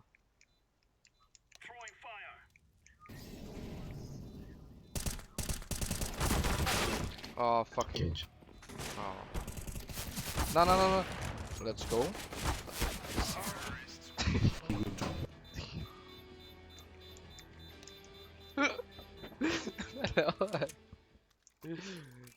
My team is fucking shit.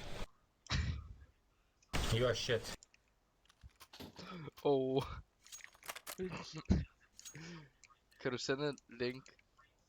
Din mate er jo pis. Mine teammates er skrald. Hvis du taler om dem, mine spiller lige nu. De er skrald, ved. Det er så fucking griner at spille mod den. Eller med den, ikke mod den. Vi fik også spurgt, hvad rank vi var, hvis ingen af os svarede. Connector. Hvorfor når jeg går B? Oh my. Connector, you fucking idiot.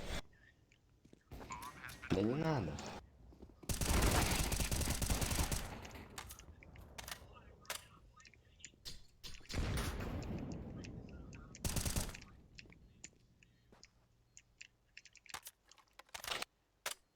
Пиздец.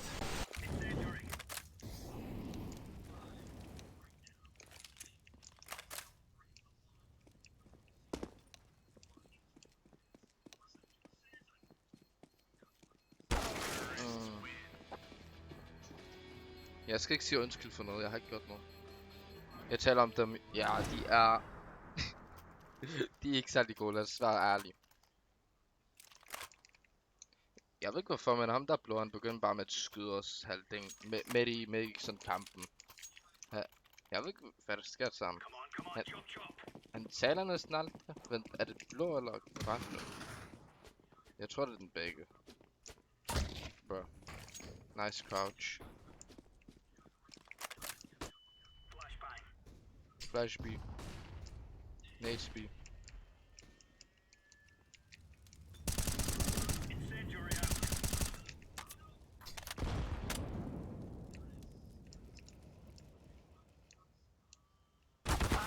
Oh shit. Info last info. Og jeg glemte at sige, at de pusher på siden. Fuck. I forhold til jeg er vant til at se, de holder overhovedet ikke side. De bruger ikke noget utilities, så er det også svært at undgå de foresighted. Ja. Også da vi spillede T. De brugte lidt utilities faktisk på T. Jeg prøver faktisk heller ikke utilities. Ikke fordi jeg ikke kan lide den, men fordi jeg køber den og løber rundt med den. Det der forstår jeg ikke. Like, jeg løber rundt helt... Okay, nu skal jeg måske have købt utilities nu, når jeg taler om det.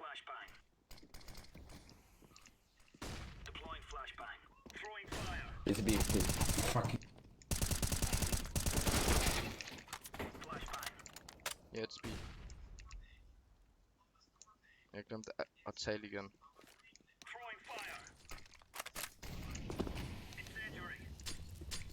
Okay.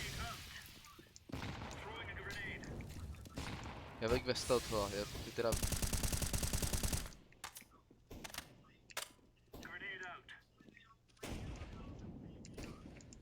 Nu.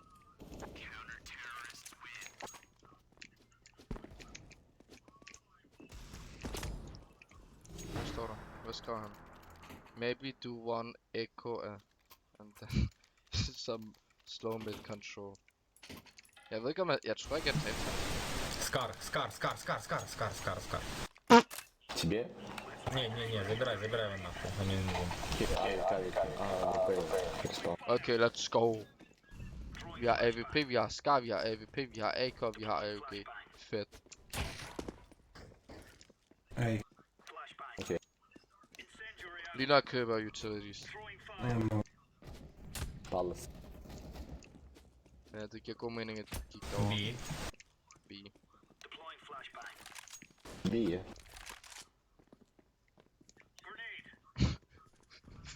Jeg løber bare rundt. A. Не. The bomb is A. I have the bomb. Jeg skulle til at skyde ham der.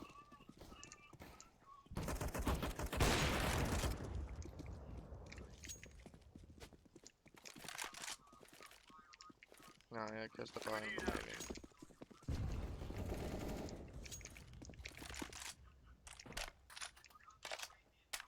Info last. Palace, I think. Connector. 3 HP. Oh my god, de kommer til at pushe den hele vejen. Han skal hele vejen herover, så jeg kan teknisk set bare lukke der nu. Don't peek! Oren, don't peek, you fucking Shut the idiot. fuck up, bro. He's here, spawn. CT spawn.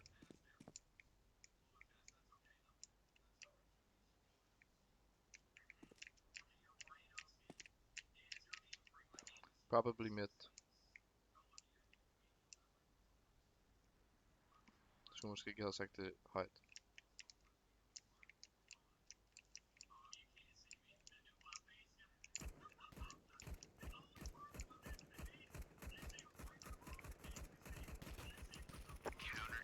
Jeg skulle lige være sikker.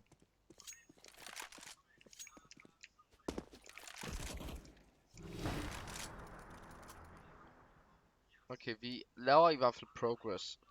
Progress, ja. I go B, to A, 1 mid, I go Я ж B. 7 хп снял, что мне не дали килл. Men der er vi dem, der opspiller noget lige nu.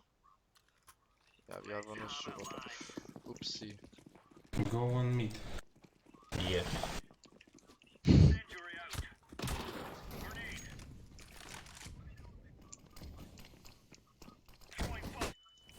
Шорт. Wait. One short.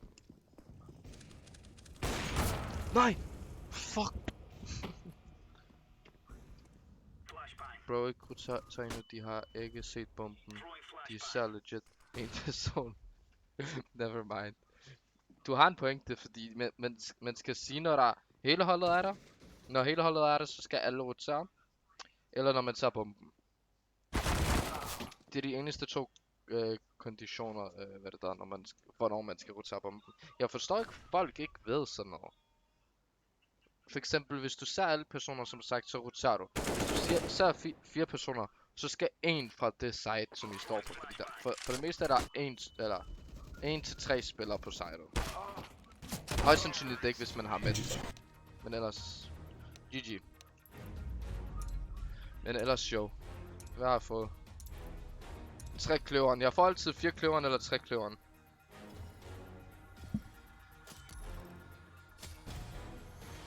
Jeg ved ikke om det er en kompliment eller eller noget de prøver at sige imod mig, fordi de kunne have givet mig så mange andre ting. Jeg er for ligegyldigt. Det er en god ting, jeg har lige fået en AUK. Let's go. Forresten, hvis du spørger, så har jeg haft en masse skins. Jeg havde en AVP Neo Nor i Star Trek. Ja, jeg er blevet scammet. Eller, du ved de der fake hjemmesider, ikke? Jeg kom til at logge ind på en og lister alt. Jeg har prøvet at kontakte, eller ikke Epic, for fuck's sake, Valve, eller man kan også sige Steam, men de rækker altså sådan, når det er ikke vores fejl. Der er intet vi kan gøre ved det, fordi ellers så skal vi tage det fra en andens inventory. Så er sådan, men mindre du er i global, så plejer folk det meste at sige, hvis det kun er en person, eller hvis det er bomben. Det vidste jeg faktisk ikke. Jeg vidste faktisk ikke, at man skulle rotere i global, hvis man så en person. Fordi jeg føler stadig, at det er en dum, hvad det der. Det er en dum regel, fordi det, især hvis det kun sker i global. Fordi så ved man, at folk gør det. Så sender man bare en ind og går den anden vej. Men ja, så har man selvfølgelig mistet en person. Højst sandsynligt. Det skal du heller ikke. Okay. Det var et fedt game. Skal jeg adde dig på Discord, er det det? No, jeg kan faktisk bare. Så har du vundet. Hvor er...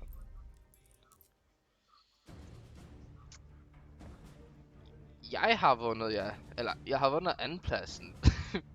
Men om jeg har vundet sådan... Jeg bliver desværre nødt til at sige nej. Vi tabte som et hold. Og jeg vandt ikke, fordi det er et holdspil. Havde det været solo, så havde jeg måske vundet. Fordi jeg vil ikke sige at flække, men jeg klarer mig rimelig godt i opvarmningen. Men det kan også være, hun fakede, hvor god hun var selvfølgelig. Eller person. Fordi jeg ved det ikke. Greta Funberg, eller hvad hun hedder. Jeg ved godt, hvem det er, men jeg kan ikke huske, hvordan man udtaler hendes navn. Skriv det til det ovenover. Så handler bare og aim, så har du vundet. Men ja, 18 op. Alright, bare sådan navn, jeg er det der hurtigt, før jeg slukker, fordi jeg er i nogen start, som jeg sagde før. Jeg overvejede lidt at købe Riptide til næsten, men jeg ved ikke, om jeg overgår at bruge penge på det, fordi lige nu spiller jeg spillet rimelig meget, men jeg er rimelig sikker på, at lige så snart det er... Hvad er det, jeg gerne vil spille ud? Lige så snart jeg køber den, så får jeg level hertil. Og så stopper jeg med at spille, fordi jeg bliver træt af spillet. Men det er sådan et underholdende spil. Jeg forstår ikke, hvordan jeg bare kan give op på det. Frem for nogle andre spil, så er det et rimelig godt og sjovt spil. Det er bare kedeligt, når man enten har... Selvfølgelig, 2 sekunder, selvfølgelig. Er der lige... Jeg har engang tændt for Discord. Det er et meget sjovt spil, fordi det handler... Reflekser, det er noget. Men man kan træne sig lidt til det. Man kan... Hvis man er 60, kan man selvfølgelig ikke være som en 17-årig, men... Du ved, hvad jeg mener. Det er... Man forbedrer sig, men det er ikke sådan en difference. Alright. Du kan også bare sende mig dit navn. Jeg har købt noget ind på CS. Hvor var det, man... Nej, jeg skal lige finde. Der. It's not accepting friend request, Dale. Have to add you to become a friend. Okay, jeg sender dig lige, hvad det der. Jeg har lige sendt dig min vennekode på DC. Nu over det, hver gang jeg har Discord fremme, så kan man se det. Værsgo. Og din vennekode. Okay.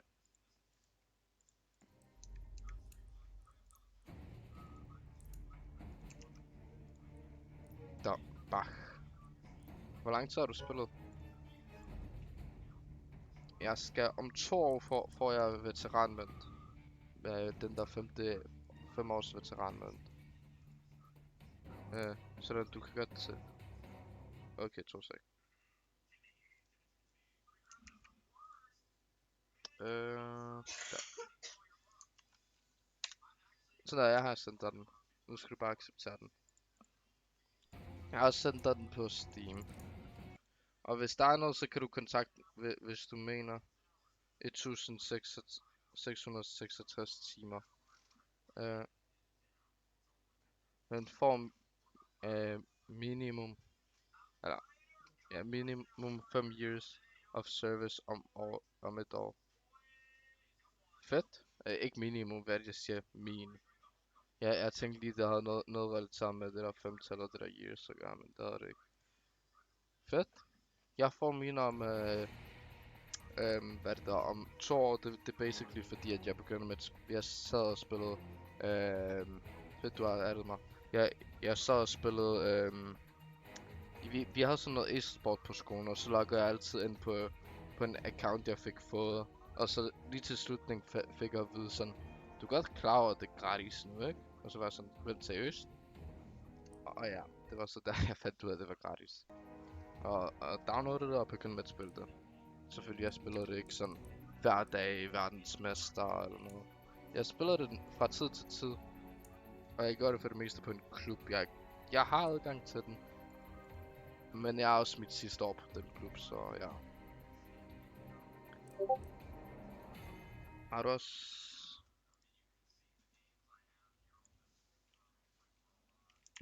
Sådan der. Alright. Jeg har lige svaret dig, og jeg afslutter streamen også nu. Så tusind tak, fordi I så med på stream. Husk at følge mig på Twitch, hvis I godt kan lide min content. I kan også tjekke nogle af mine andre sociale medier ud. Hvis I gerne vil se noget mere, for eksempel i morgen, eller... Ja, hvis I ikke gider at vente til i morgen, det var hvad jeg prøver at sige. Så tusind tak, fordi I så med, og ses, mander.